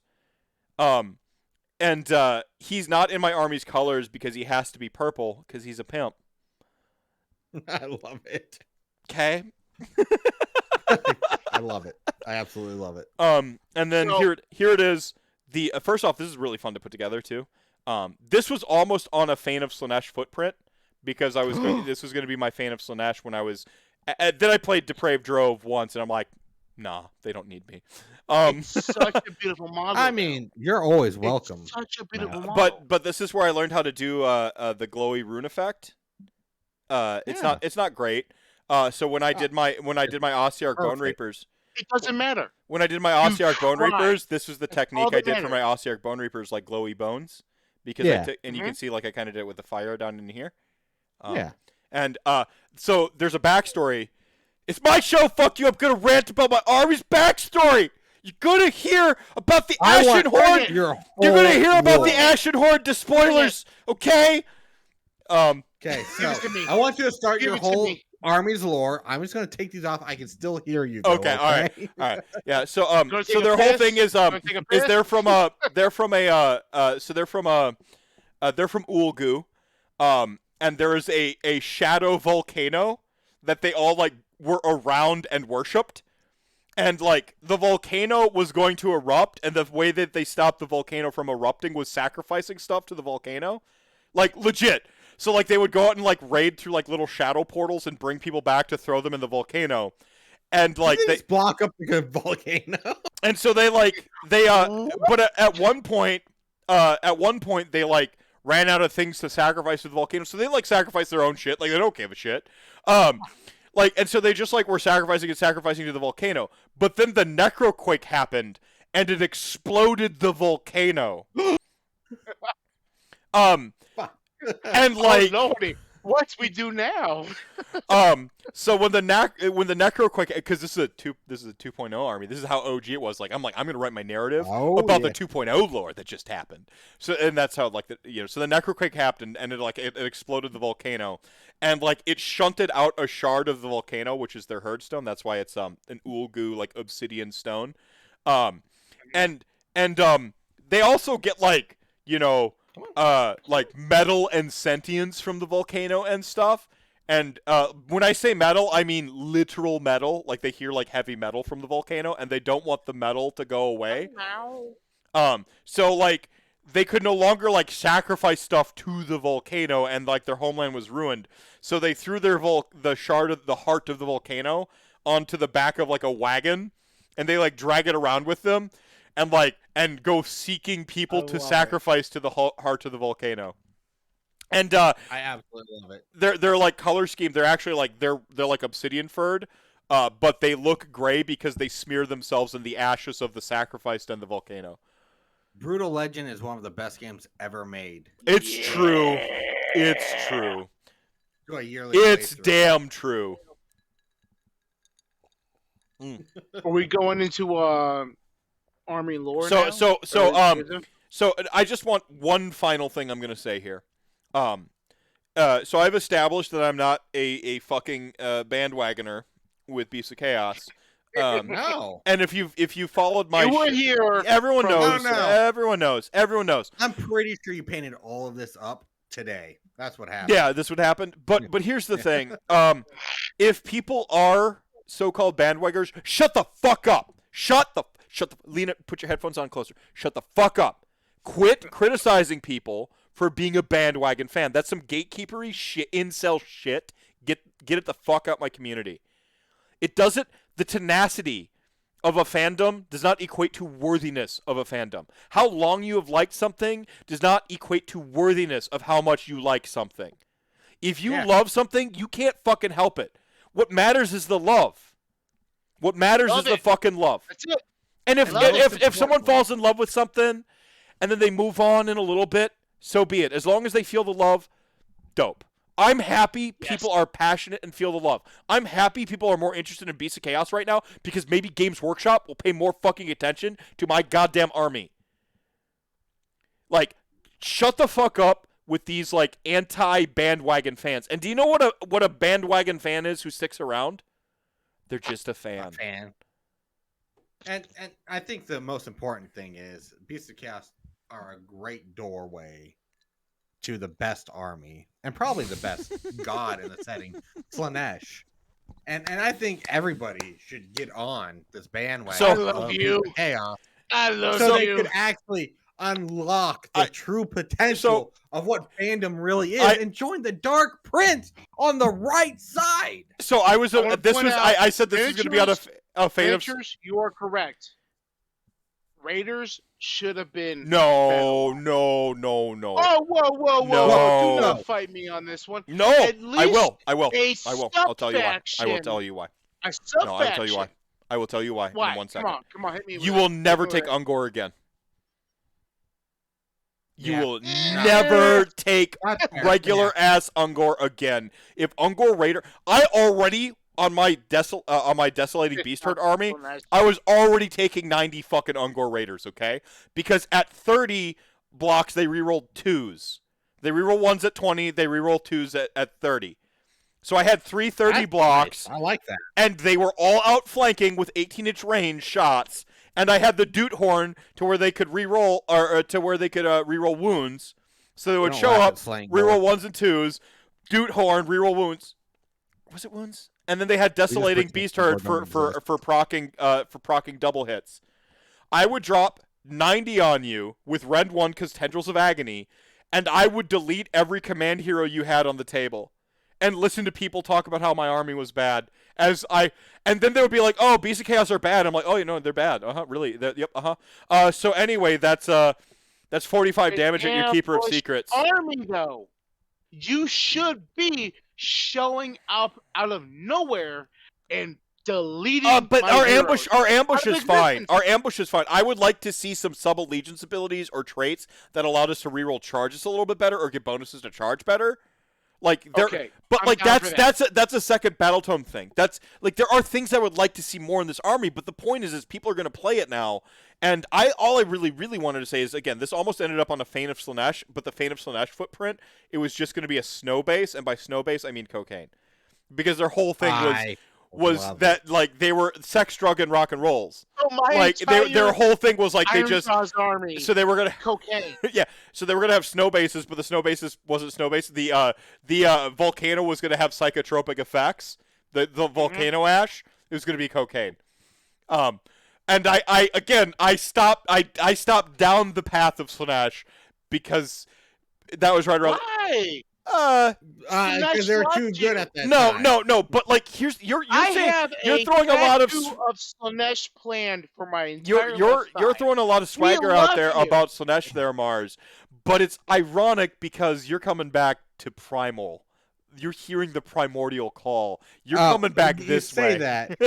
You know what? You know what mark they're all gonna have? I don't even care if it's not a synergy or doesn't help at all. They're all gonna be marked of Slaanesh. I don't care if that limits my options by a whole bunch. They're only gonna be marked of Slaanesh. That's why I played Slaves of Darkness and I did horrible. That's how I'm gonna play Beasts of Chaos. And that's how I run. Real quick, Mansack. It is so easy to hit your battle line requirements in Beasts of Chaos. You just like three, like you buy so everyone like has battle line taxes and stuff. Your battle line taxes isn't a tax; they're barbecue, baby. Like it's so easy. Like this is why Ungor Raiders should never be battle line. You want a Tennessee on this one or a Kentucky? Little salt on and this vinegar. one? You want that apple cider vinegar. You want some fucking mustard seed. Like you want to get a little. You want that slow cook. You want the slow braise. You want to roast it like a pig picking down North Carolina down there. Are we looking for an off the spit or a brisket? You gotta let me know because I have to get. Oh, mutton is fantastic on a pit. I'm just saying. So listen. Yeah, and another problem, like regular gore have no place in this army because you're either buying Bestigore or you're buying Ungor, and No, that's. Well, I mean, they should have right in the a name. place in that army. Yeah. If you love gore, What unit do I? Heavy D6 asks what unit do I like to summon? I'm sorry, it's Ungor. It's a Keeper of Secrets. Yes, No, it's Ungor. for It's your fucking army because Ungor. you can summon more into it. No, If it's you're not going just for that. a It's not just narrative- that. You don't give a shit about what the summons do. You only care about board control. Maybe now I are you brought this. playing as I brought a this to competitive every or are you every thinking as a game, and narrative I've player? never summoned it because I'm like I'm Competitive. one of these games. One of the I brought it to tournaments. I brought it to competitive. I was like Matt- one of these Matt- games. That's One the of the, competitive player, I- Jesse. Yes. one of these games, I'm gonna But summon my you know Chimera. me. Do you know what I summoned? Not my Chimera. It was just fucking a couple times Bestigore, mostly Ungor, because it's just about speed bumping. It's about when you bring in on 6 inches, wholly within 6. It's enough to toe touch and steal somebody's objective. So it doesn't matter what you're summoning. You just throw in your Ungor in that back objective, and they're like, fuck! Now I have to go cover that, or they always have to stay there. And if they do that, then you bring on like something else. Like you might bring on a 10-pack of Bestigore. because 10-pack of best score are pretty, like, I think they're like 6 points or something like that. I can't remember my primordial call chart. I am so sorry. I respect your decision to bring them on for that. Craig knows me as, and he has pointed this out to me, I am a better player as a narrative player. And he's pointed this out to me that if I make narrative decisions with my battle plans, I win 9 times out of 10. If I start using a competitive mindset, he tables me. He takes me off the board and he wins. I mean, I am full on narrative player. Bring them on for a narrative reason. To be fair though, with that comment, it was because you're trying to be competitive after you just kicked my butt going, you know what? I know the tactical decision would be to go back and secure this point, but I'm just YOLOing it. I'm going to charge you and see what happens. Then you just wipe out my unit. I want to bring up the fact that you brought in a signal up in my butt. You got deep in that cookie jar.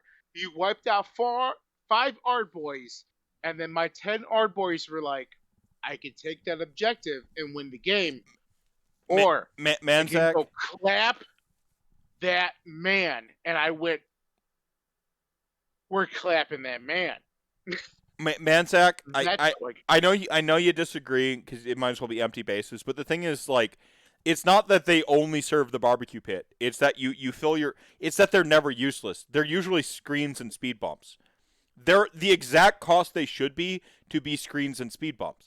And if you don't need to screen or speed bump, like if you have a 6-pack of like Bulgors, you're gonna run up. Your Bulgors are slow because they don't have the break. They don't have the break keyword.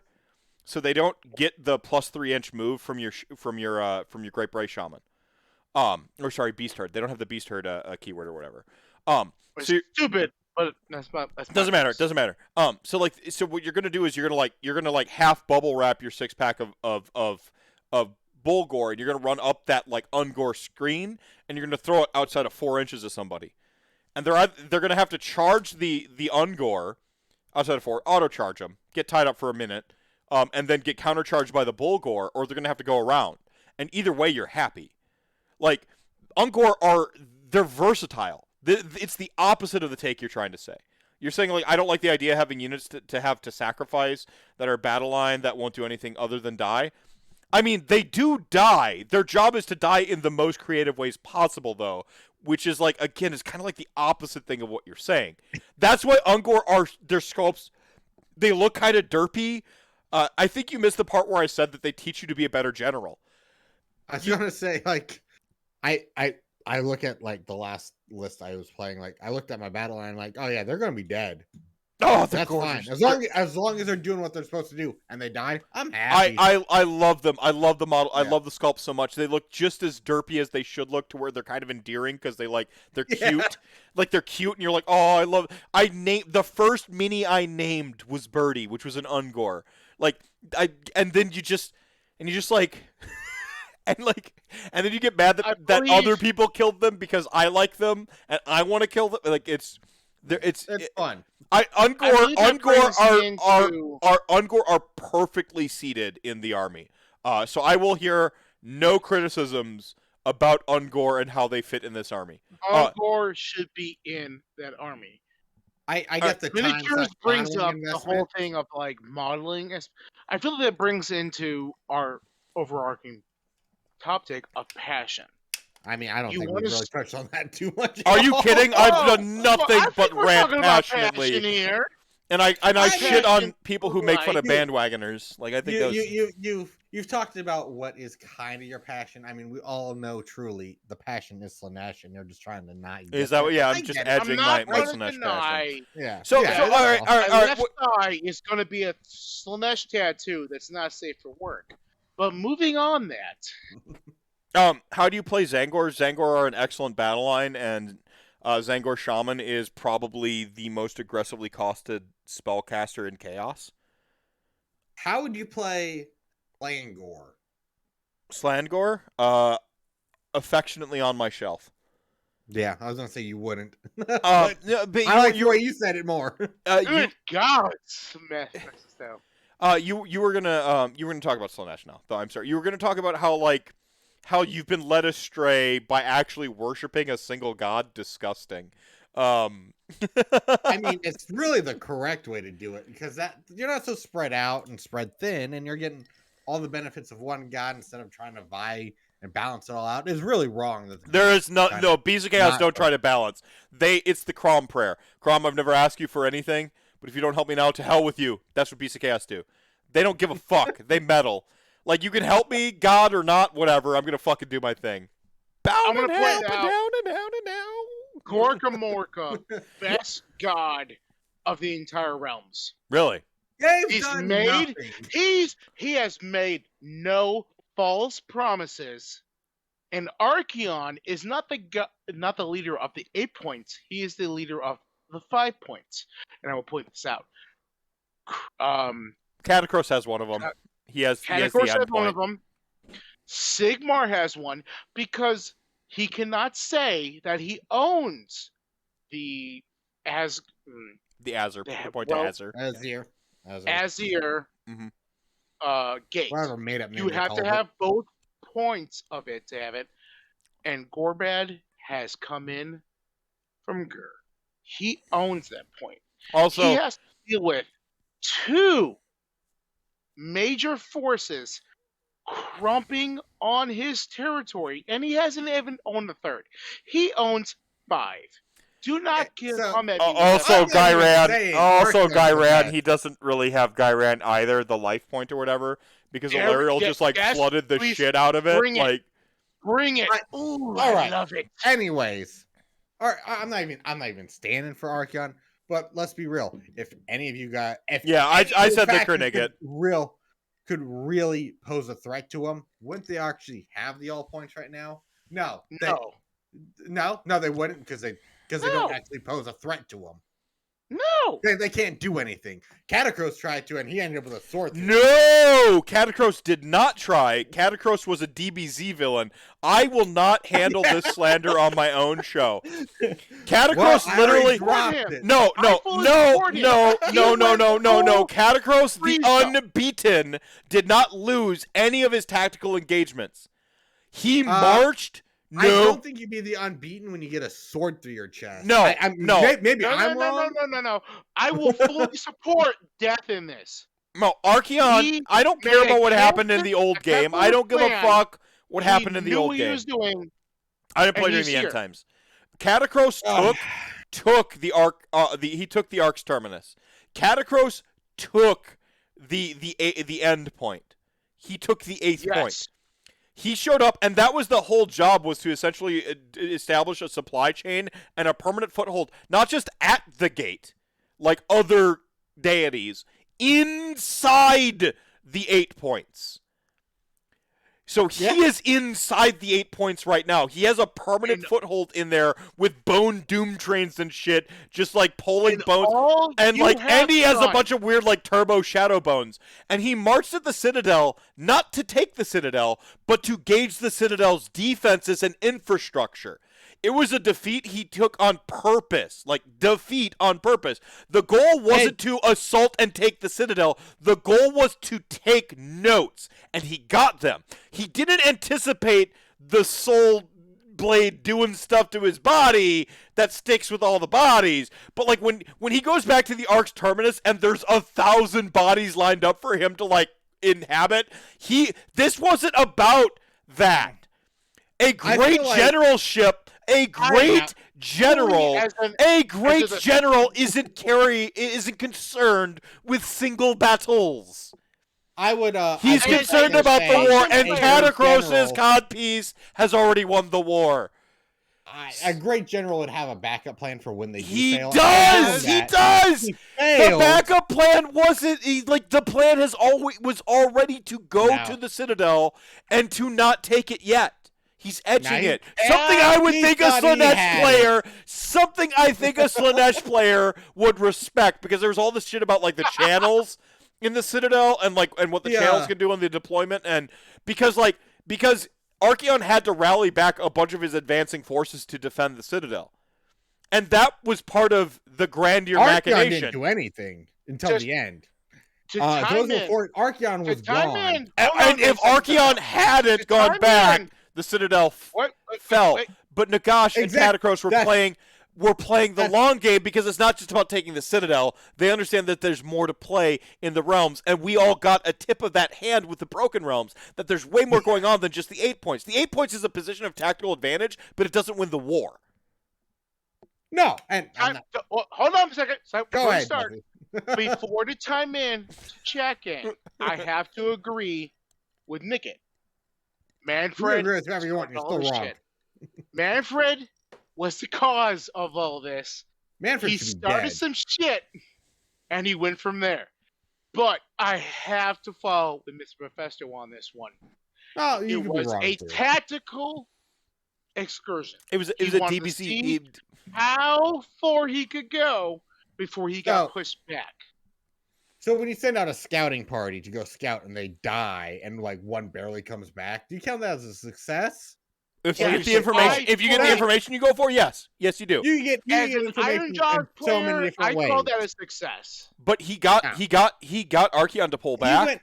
He also beat Archeon in singular combat. You'll recall until Durgar. Durgar.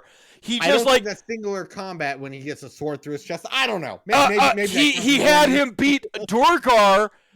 Was what beat Katakros. It wasn't Archeon. Singular combat. If Archeon just had his sword, on the model. He's on the model. It's one model. After one thing. Time out. They're one thing. No, they're one unit. They're one thing. I have it right here. They're one thing. Time out. I don't have separate models. They're not separate units. I love that you're like using the model itself as an argument and narrative. You're like, I want to point out. It's great. Miniatures in chat. I love you.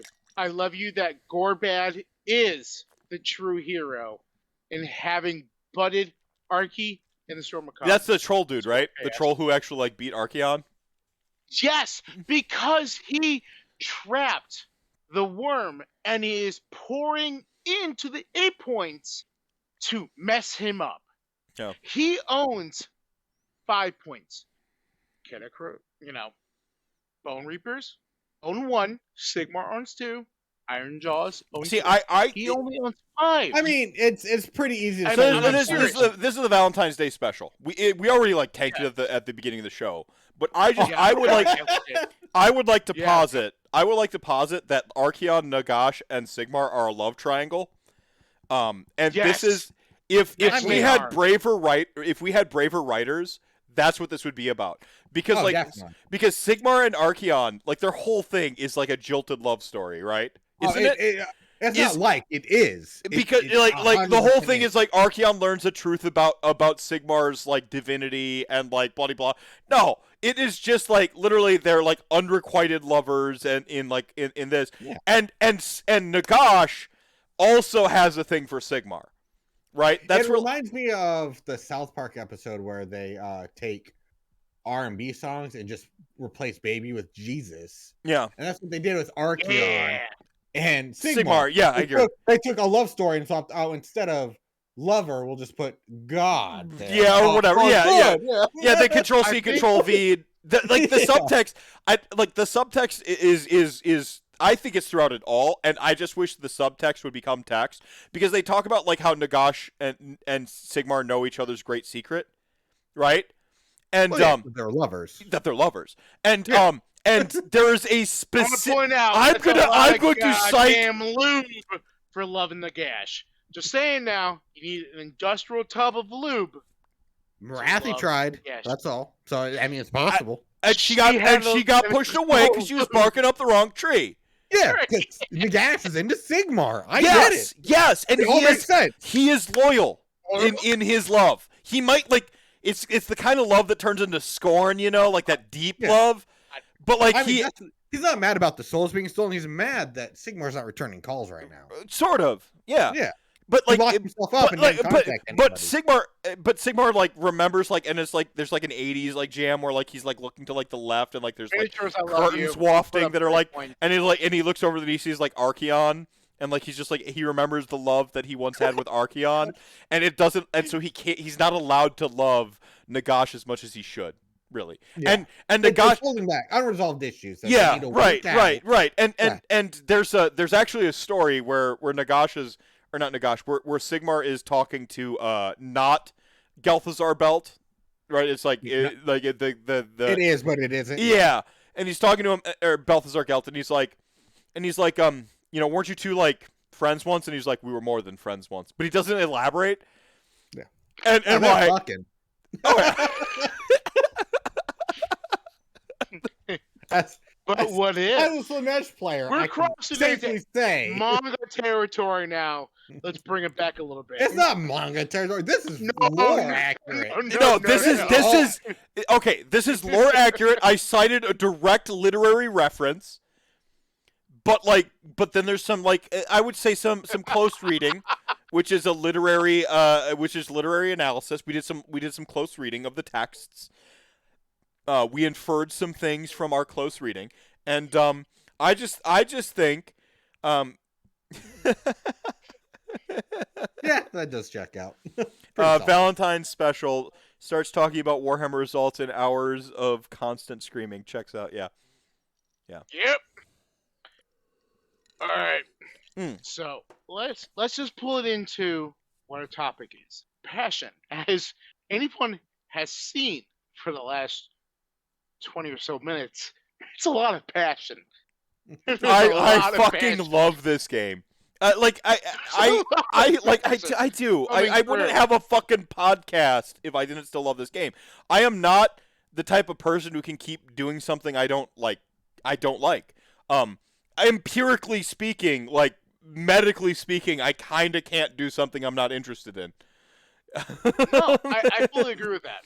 I have been in, I think it's 5th edition fantasy battles, and from that point on, I have been in Age of Sigmar to this point. Mm-hmm. It's passion. It's passion that has kept me going the entire time. We got to address the fact that there is good passion and there's bad passion. I personally have hit that bad passion point. Really? Where it is more of a destructive point for your life, where it's almost all-consuming. Well, you get to a more of an otaku level of passion, where fantasy battles is the only thing you talk about, or 40K is the only thing you talk about. That's the only thing that's in your life. I've had that point in my life. I've had friends point it out to me, which led me to learning from it, growing from it, and I'm at a point now where I'm at a positive passion point. Mm-hmm. You know, there's harmonious passion, and there's destructive bad passion. Yeah, destructive passion. Yes, thank you. Well, yes. I actually, Doom and Darkness, my boy Michael Sale, had a video he did, kind of like, if anyone knows the show for a while, like the kind of the first content creator I watched in the Warhammer community was Doom and Darkness, and the original truck videos, as I call them, where he's like driving around like hitting kangaroos with his truck and talking about how much he loves like Warhammer. That's one hell of a speed. That's accurate. It's accurate. It's accurate. You can it's accurate. It's accurate. Don't confirm that. No. It would actually no. What it is he'd be talking about Warhammer, and and the video would cut out, and then he'd come back, and he'd be like, "Fucking Rue," and he's like, yeah, he's had to like dig it out like from under, like he had to dig it out from like one in him. And then I was good, so I got back in my truck. But he implies that he had to like pull like a kangaroo out from like the wheel well or some shit, and all of it happens, and you're left to infer everything that happened and why his like camera cut out, and it was just like those videos. That was passion, but like he came back. He came back to Warhammer, and his basically his first video was about like your relationship with Warhammer. And when does it become prohibitive? And he had this kind of big this big sort of soul pouring moment, which isn't necessarily Doom style. Like he will talk about his passion, but he's not a dude who talks about his personal stuff. Like like he that's not his. I am a guy who probably shares my personal shit way too much, but that's not Doom's style. I want to disagree with that. You bring up enough of it, and it makes a lot of us who have been through similar things feel like we can start talking about it. You do a great service to the community. Do not think you have done too much. I never want you to think that. Yeah, I mean, You I'm have still made it. intrigued on what color underwear you're wearing. Black and red. Thank you. I love you. Silk. I love you. And they're Bubba, the weird go boxer. back. They're the weird Brazilian boxer briefs where like they have like the like extra Do compartment. they have pockets in them? They have like a compartment for like your part. Yeah. And Jesse has. and then they're like boxers super. And then with they're like pockets. there's no pockets Oi, on them. do They not have leave- He has pockets. Do not talk about my squigs like that. They No, they my have a squigs pocket are for your perfectly fine. squigs. They have a pocket for your squigs, and then they're like super tight, like to like Yes. keep it all up. Yeah. So like the Brazilian, they're great. By the way, if anyone's like seriously like Hanes your way, No, dog, they're awesome. I'm actually interested right now. No, it's like it's No, the they're good it's the beautiful. good elastic strap, like the sports elastic strap, and then it's like the It keeps them the silky balanced on cotton, their like own. the really good silky cotton stuff. And then again, they've got like a compartment for your squigs, and then it's like super tight everywhere else. So Mhm. I like it. I'm all yeah, about Brazilian boxer briefs. It's the only way to go. It's the only way I fly these days. You're welcome, everybody. Valentine's Day. Tell your lady and/or man and/or NB It should have friend been all red or boxer partner. briefs, but I'll They're take red. it. They're red and black. Like the bulk is black. And then it's like Oh. red. And then it's red stitching.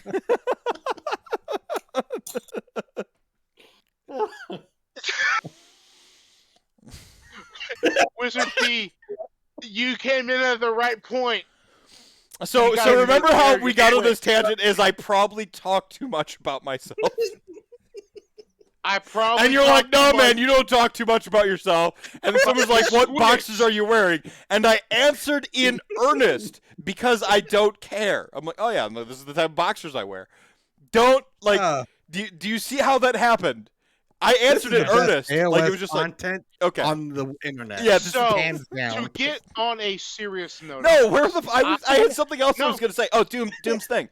He was talking about how he had a like kind of like it started to become an unhealthy thing where he was doing Warhammer to kind of like escape from everything. Yes. And like he found himself like for as sort of like Wapajog as the rest of his life he became more into Warhammer. Yes. And I think that's the I've been tipping there. point. I think that's Yes, like, and no. I am a serial escapist.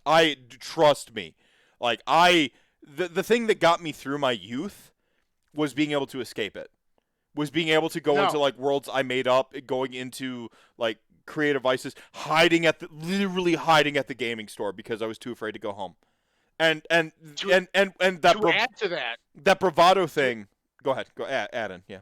so to add to that, escaping my whole childhood and teenage years from my parents, I dove deep into Dragonlance novels, and that led me into Fuck that yeah, led me Raistlin, into best wizard, get fucked. Everybody else, Yes! fuck off. Raistlin love best. love it. That led me into Warhammer Fantasy. Yeah, It makes was that escape. Yeah. It was that whole world where I no longer had to deal with the fact that I had abusive parents and other individuals who hated me for who I was, and I could dive into it. But you have to balance that out, Yeah, and- because I have gotten to that point myself personally, and I know other friends, where that passion became a poison Mhm. in itself, and I was only caring about my fantasy battles, the Mhm. stories, the models, anything else. And it took a couple friends to help me realize that I was hitting a bad point in my life. I was hitting a bad otaku point. You know, if you're a weeaboo and everything else, sweet on, I'm with you right there. I don't know anything manga. about weeboos and Yeah. mangas. What's animu? I have no Yes. idea. Yeah, I don't know. Yeah, But- definitely didn't call yourself out for it earlier. You're Yeah, right. no, I Oh, have no yeah, idea no. what you're talking about. Like I was like, yeah. what's the King's Road and like how it's the best, and New Japan Wrestling is like is the lineage of the best wrestling company of all time. Like I don't know what you're talking about. I have no idea. No what idea. we're No, I talking don't know. about. But- I'm lost, but Yeah, I have no idea. I'm Like glad what, somebody's following what me is along. Japan? Like I'm pretty sure. like my son just did a. Go ahead. Cotton Hill was there. Yeah, no, my I've son just had- did there's a book called Flat Stanley, where Oh yeah, my kids do that. yeah, so we did a Flat Yeah. Stanley thing with like it was supposed to be across America, and America. and I'm like I know like people who live like across the whole world because fucking Warhammer, and I asked Colin, I'm like, well, you know, these are the countries I know other people in, and so he like drew his like flat Colin and he mailed him to Japan. He chose Japan. And so my fucking buddy like took him to an arcade. He's got like a picture of Flat Colin with fucking Mount Fuji and like a Shinto shrine and all this shit. And I'm like, Yes. but I don't know what I'm talking about. I have no idea what a Japan is. I don't fucking go on. Right. Sorry. No. Yeah. No. It's the thing they made up on King of the Hill. That's Yeah, that's right. Yeah, they made it Yes. up on it's King of the Hill. I killed The Hick anime King of the Hill, right? Yeah. As my little brother Travis calls it, he calls wrestling redneck anime. Oh, it's And I beautiful. love it. No, it's perfect. I No. love it. Yeah, no, it's perfect. Eddie- You're Eddie resetting now. Kingston- You're resetting. Yes, You're Eddie resetting. No, Kingston no, is my keep going. favorite. Keep going. We're going backwards. No, we got to go It was- forward, man. It was several friends who brought up to me like, "Hey, you're kind of hitting that point where all you think about and talk about is this fantasy battles." So they helped me flip it, and Age of Sigmar is that home that I go to for when I'm feeling stressed or I'm feeling overworked or anything else. I go there. I can talk to Craig. I could talk to you. I could talk to anyone in the chat to help me feel better about when I'm having a hard point in my life. It's that grounding point. It was that hard moment when I had to realize that I was diving too deep into the hobby and I was spending too much money on the hobby. I was choosing to pay for models over bills in the hobby. Mhm. And it was friends that helped me realize that, hey, you're kind of hitting that point. Pay your bills. But it's okay to come back to this. There are always going to be people here that you can talk to, that you can relate to, that will help you feel better. I had a moment about 3 weeks ago where I hit a very low point mentally, and I put it up in chat gang.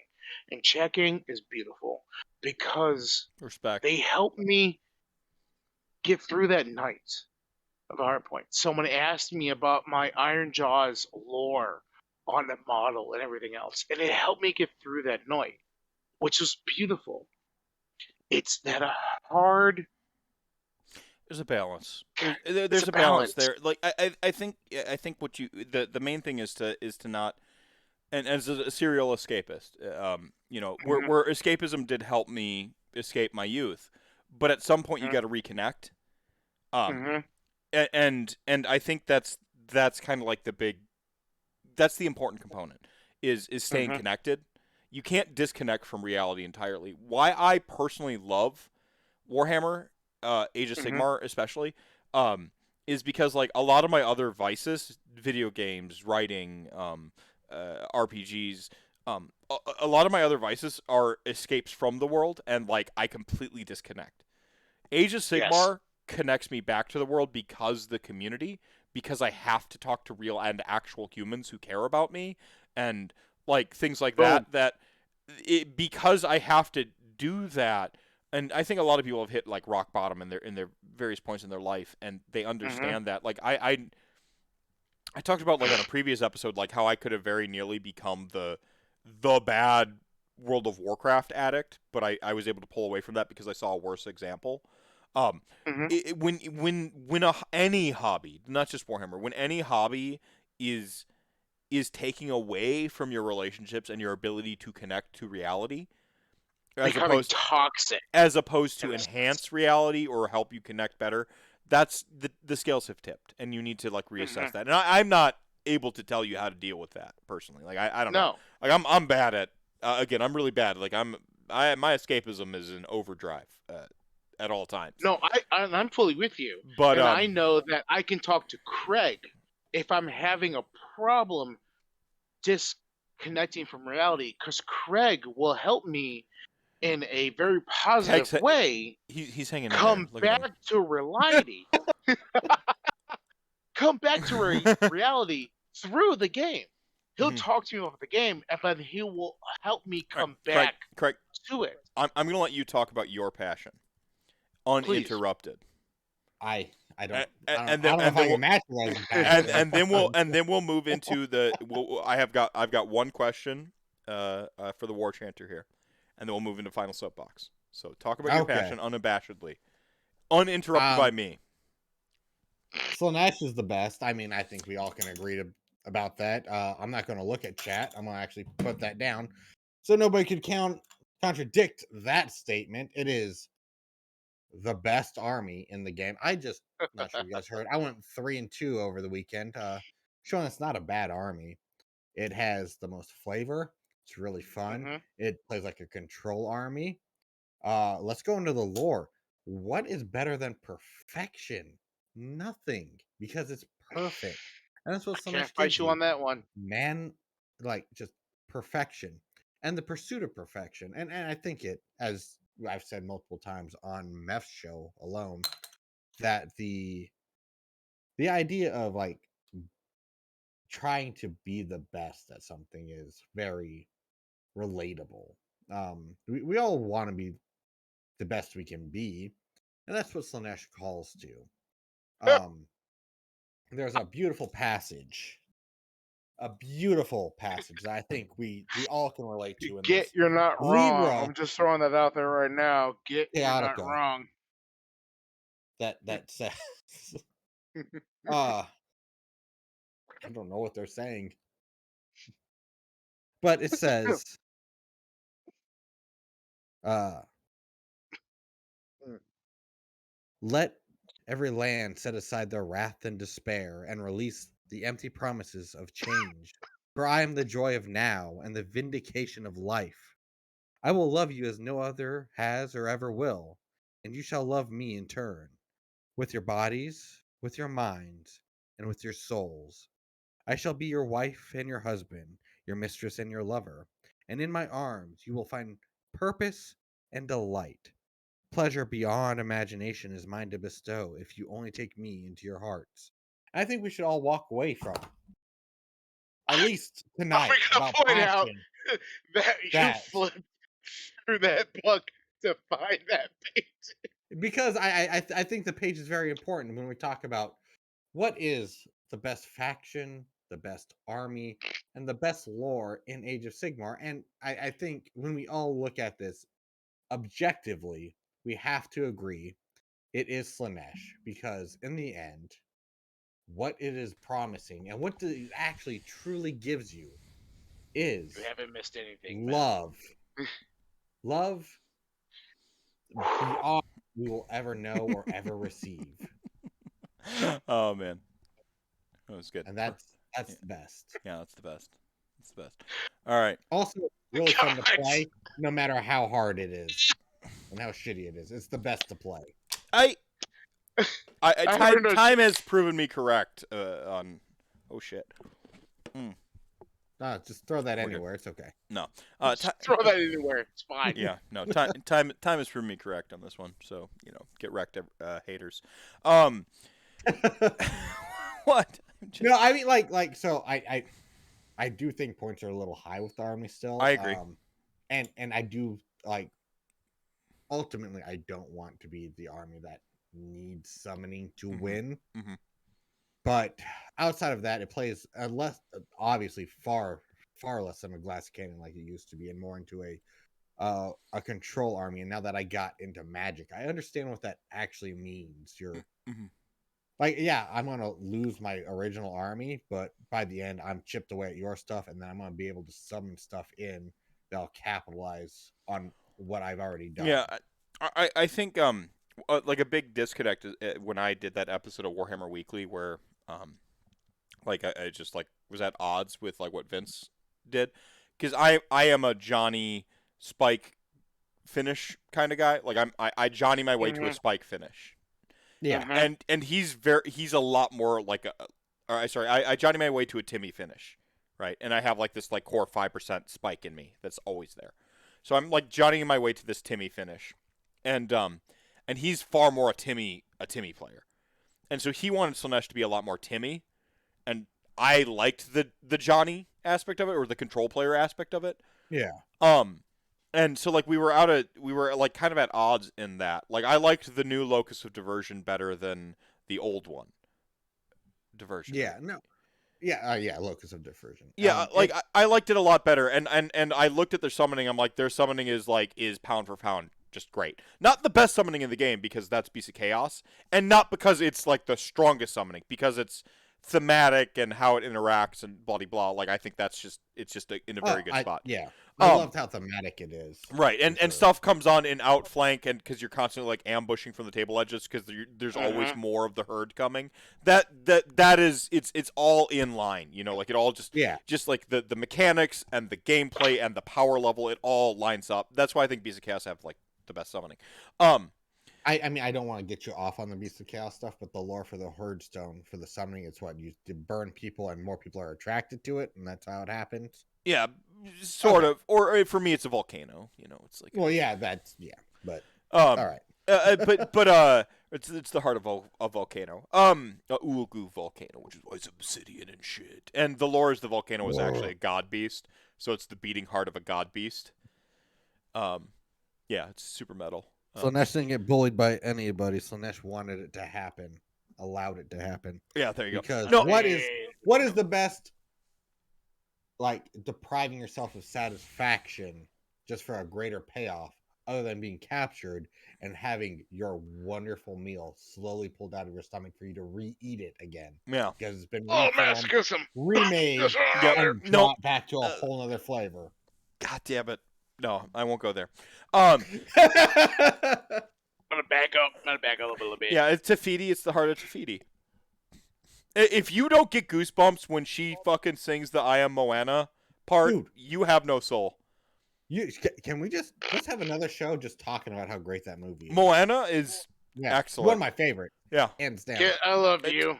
The two songs. No.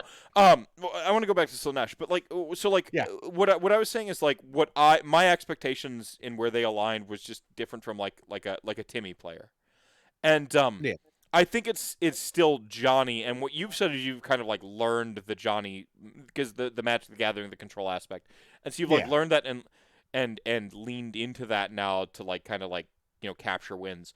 And I still get a Slaanesh player who wants to just be like 420 blaze it, never think about the army, blah blah blah. I still get that, you know. And so like, I guess what I'm saying is like the disconnect or the disharmony between like expectations with an army and what like you want to love and blah blah blah. Like there has to be, you can't change somebody to be what you love. You either got to learn to love them for what they are, or you got to move on. And it sounds like you learned to love Slaanesh for what it was.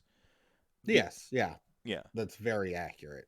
I do, especially after the weekend of actually taking it and playing against other people. Like it, honestly, I like the win rate now after seeing how well not just me. There was a guy Jay there that played too. He did really well. I don't understand why it's so bad. And my only conclusion I come to is people are still trying to play it like how it used to play. And that's not what it wants to do. And it has a lot of gas if you just look at it and see it as more of a control rather than a go punch people.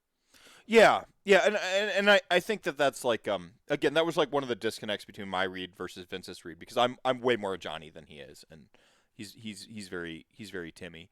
And the points seemed off for all of us, you know, right? Like it was just, you know, that initial read. The summoning is strong, and I get that a Slaanesh player wants the summoning to be weaker to have more of that Timmy back. Like I get that now, which I didn't get at the first time because I was so locked in my Johnny headspace that I didn't care. You know? Yeah, and I mean I think even as maybe as a Johnny, I'm not sure. I definitely fall into that Timmy camp. The idea of like I'm paying for what may or may not actually ever make it to the board just it still rubs me the wrong way because it's like I could summon in something good. That's great, but what if I lose all my heroes and it's around the one place I can The summon thing, after yeah, that? you're like out. Yeah. So yeah, it does nothing for me. So what did I pay for? But that happens with Beast of Chaos too. Like yeah, no. If you surround my Hearthstone or you pop my heroes, like I can't do it anymore. Yeah, I think summoning should have counterplay like that though, from a zoomed out perspective, not just like my army, from a gameplay mechanic. That's why I like I best summoning in the game Beast of Chaos for a bunch of reasons. Mechanically powerful. I think Slaanesh has probably the like mechanically very strong summoning. My favorite summoning in the game is Undead, which is I didn't expect to like use weird. I didn't expect my shirt because they don't bring back extra shit. Really, it's they're playing with what's on the table, and it syncs up with like as they're killing you, your corpses become the new zombies, and you know like all that stuff like goes together. But it's not like they're not really like pulling stuff from outside of the game, with the exception of Belladama, who's like making werewolves. But that's awesome. Yeah. So like I forgive it because rule of cool should always win. War. Always.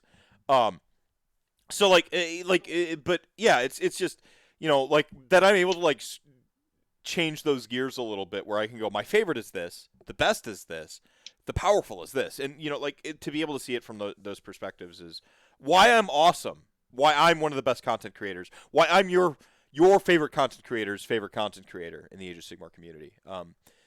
They get all their best opinions from me, even though they're going to lie to you about it. And I have better opinions than them because I've thought about them longer. You know what? This is your show. I'm not arguing with that. Not that I actually had an argument against it, but no, the last time I said that, someone was like, yeah, but you are my favorite content creator. And I'm like, I'm still technically correct because I'm my favorite content creator. There's that Slaanesh coming out, right? No, the pursuit of perfection and how prohibitive it can actually become. Just like how your passion can turn against you. The pursuit of perfection can become an enemy to yourself as well. That's why I like Slaanesh. I love that about Slaanesh. Oh, yeah. I love ego heroes. Like, Nagash, supreme ego. Of course Nagash would name a spell Protection of Nagash in the army he specifically designs. Yeah. I love that shit. No, I mean, I look at like almost any big hero in Age of Sigmar. I'd be like, oh, you could easily have fallen to Slaanesh if you weren't where you are. Yeah. Especially like the vampires and stuff. Like, oh, easy. Yep. Yeah. Easy. If you had a soul, would have been gobbled up. Yeah. Right. Yeah. Well, I think the broader story of Age of Sigmar is a story of humanity. And like essentially like our sort of like base emotions and what it doesn't mean to be human at all. It's a story of will, it's a story of humanity, and it's a story of base emotions and all those things kind of conflicting and fighting with each other. That's what makes it super compelling. So I had one question I wanted to ask as we came back here. And final soapbox, I don't know if either of you got it left in you. But like I can't help but notice you're wearing a sailor costume. Oh. You're gonna ask that? It took me 2 hours 17 minutes plus 2 hours of off air time of fixing a computer software program. This is all because you made the single comment in your SCA cast that there's not enough magical girl transformations in AOS. Hence Sailor Wah. Sailor Wah. That's Sailor Wah. Sailor Wah. I love it. This is excellent. I love the clash of femininity and masculinity, because the masculine need to express your femininity is based as fuck. Love it. Iron Toes don't care. Go on. I was say my favorite part of the last 4 hours is slowly watching all the makeup rub off his body and his Oh, tattoos no. start showing No, again. no, it's just slowly wetting off of my body. It's all in the pits. That's all where it is. Thank you for the It's shot. showing- Yeah, this is a good one. There you go. The Mephisto After Dark started early tonight, everybody. Final soapbox. I'm going to let you. What? I was gonna say it seems Correct, to start go early on. every time I'm on. It's fine. The final soapbox. War Chanter, you're going to hit us with the final soapbox. Then Craig. Then we're going to head out. All right, final soapbox. I want all you Umis take care of yourselves. Umi that doesn't have the spirit to fight is a sad Umi. Go out and see your shamans. There's nothing wrong with seeing your shamans. Take care of yourselves, because a Umi who is all good in body and mind gives us Iron Boys a good fight. Please take care of yourselves. We all one mob. That's all that matters. All one mob. Sounds mighty anarchist of you. Craig, how's it Oh, going? yeah. You know, everybody should just let's just stay on theme and love yourself the way Slaanesh would love you with the passion of 1,000 burning suns. Oh, tentacles. Also, Or tentacles. well, Nice. tentacles are more Zeech, sadly. I wish there was more tentacle models. Shit, now I want that too. Speaking of something else I want, you know what? Here's my real No, here it is. Yeah, he's fired up, passionate. You were so like going into your final soapbox, and then you get passionate out. There we go. Bring it. What do you? Let's go. Why the hell are there not priests in most of these god faction armies? They're worshiping a freaking god, but there's not a priest. How the hell does that make any damn sense? Hold on. Anybody? Support. Yeah. Bullshit. Yeah. I want a priest. Yeah. You know, this chaos tome that's coming out better be Slaanesh with a freaking priest in it. Anyways, that's it. I agree. They have this is a setting where there is physical proof that your gods exist, and there's a very little there's a low amount of priesthood going around, of priestliness. That's a little bizarre. Makes zero sense. Yeah, that's a little weird. Oh yeah. That's a little weird. You know what else doesn't make sense to me? Now that we're freaking ranting. Let's go. I get Nope. aren't magical or anything, but we're living in a setting where KO don't worship fucking gods, can capture spells in a bottle, but there's not one dwarf out there like, you know what? I figured out how to actually capture a whole bunch of spells in a bottle, so I could cast spells or some shit. No, they get one. That's it? How does that make freaking sense either? I have so many issues with minute things in this game, lore-wise. I think I'm going to write a book and send it to GW for them to publish, which I doubt they will because it's going to be a scathing criticism of the writing right now. But yeah, geez. Makes zero sense. Well, how have dwarves not evolved from the old world to this world to not use magic? Not one of them? They need technomancy. They need where they made magical. Yes. Yeah. Yes. Yeah, they need. It's not fun to not play in they should. One of the dwarf factions should play in that phase. Yeah. No, you're right. I like to have it entire things sort of gated off from entire phases of the game is weird. Thank goodness Night Hunt are getting crossbows, so Death finally gets a shooting phase. Is all I'm saying. I have very mixed feelings about this. I have very mixed feelings about this. Booga booga, shoot, and then back out a wall. They're crossbow. I want to point out. Why are you mad at crossbows? Why are you mad? Why are you mad at crossbows? When you have visible proof, your gods do not need priests; they need secretaries. Same thing. Yes, it's definitely the same thing. It's the same thing. I mean, do you know what a church does in the world currently? They just kind of take money and log. It's the same fucking. They need a secretary. I don't know. Yeah, it's a money laundering in the worst case scenario for political entities. Oh my god, nope. It happened! It happened! We got one political rant tonight, everybody. Congratulations. Woo! We got there. Man, woo! Yeah. It took a long time, but right at the final soapbox. We got there, everybody. You're welcome. No, yeah, like I don't think any Grand Alliance or like sort of like broad faction should be prohibited from any phase of the game. You know. No, Yeah. no. So I broadly agree with that. Like, I would love to see KO with a priest that worships money. I think that'd be hilarious. Wouldn't that be awesome? Full on. Yeah. Full on. Give me an accountant with an abacus. Yes. You want an accountant? Yeah, with like an abacus. like a steampunk abacus where it's got like vents and Oh. tubes Yes! coming off of it and shit, Yes. so he can abacus quicker. Sadly, And you abaquick. said you gave us 300 crowns, but it was actually 292, sir. So Yeah. I do believe I get you dispel that spell. Oh, Yes. yeah, fantastic! It would be fantastic. It would be fantastic. I personally don't have a final soapbox. I try not to have them tonight, everybody. So I'm just gonna say No. Come on. No, Give I me really, this. It's all the passion. no. It's all the passion. He let it all out earlier. No, the whole Let it show is run. the whole show is my opportunity to talk the whole time, and I stream weekly on Twitch so people can watch And we me. did get a lot of BOC in there too. Tons of Beast of Chaos. I could talk Yeah. about how like Yes. how I still am holding hope for Wave 2 of Ossiarch Bone Rapers. I mean, that's coming one Yeah, day. eventually. You know, I can talk about how Vampires Soulblight Gravelords Battle Tome is still the best Battle Tome in 3.0.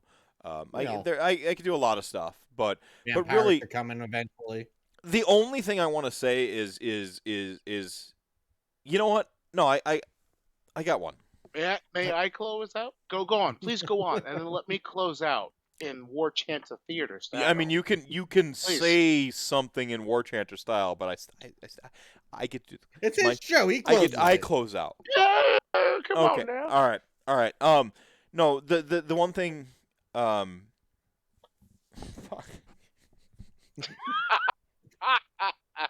This wasn't even Brother, about dicks let me- or anything. let me How are you go so this out. broken right now? No, I was just like, All right, Jackie. what was I You've gonna been say? What here the fuck was for I gonna say? Oh glorious no, I know what I was War gonna say. Chant of Theater. I know what I was gonna say. I know what I was Mr. gonna say. Mephisto, Yeah. please exit out for us. Oh wow, no, that's pretty good. No, what I was gonna say is in the dystopian present we seem to live in, this Mhm. boring dystopia, Mm-hmm. you know, where the status is quite simply not quo. You know, like the equity we were promised, the hard work, you know, helps you ascend your status and all those things like that. The odd boys are working like quads, and they're not being paid as odd boys. Please continue. Yeah, giving into that doomerism, taking that black pill, is easy. Mhm. But I would say that to have hope is punk as fuck and metal as hell. And to Always believe, and and to- the next crump across the horizon. right. That's what Mr. Mephisto is telling you. Always believe, and the next punch up around the corner. The orc's not Never going to give like up. this. The orc's not going to like Yes. this. But to have empathy is rebellion. Oi! We love having our best mates with us for a good crump. It's a sad day when our best mate gets shanked by a godless ratkin man, and we can't have him there to crump a Sigmarite warrior. I'm just We saying. always want. I'm our just special- saying maybe form some solidarity with the Ratmen and Sigmarite Goldfolk. You know what? We're That's a good point. all being crushed under the boot of the 8 realms closing in We on should us. rise against Sigma. He's pushing us down. Anyway. Death armies, destruction armies, and chaos armies. Bring it together and fight against that tyranny. Yeah, it's right. Fight Sigmar against order. pushing Order is against us. shit. Order is hierarchy. Crush it all. There Um, you go. No. But Chat Gang, thank you for tuning in tonight. You are the show within the show, the reason I do this thing. Remember to drink your milk, pay your taxes, throw a little pit on the barbecue, shrimp on the barbie, whatever you want to do, you know, like fire it up. And remember to always be excellent to yourself, be excellent to each other, and have a little self-compassion. It's hard. Take care, everybody. Good night. The mob that fights together is the best mob. Take care of yourselves.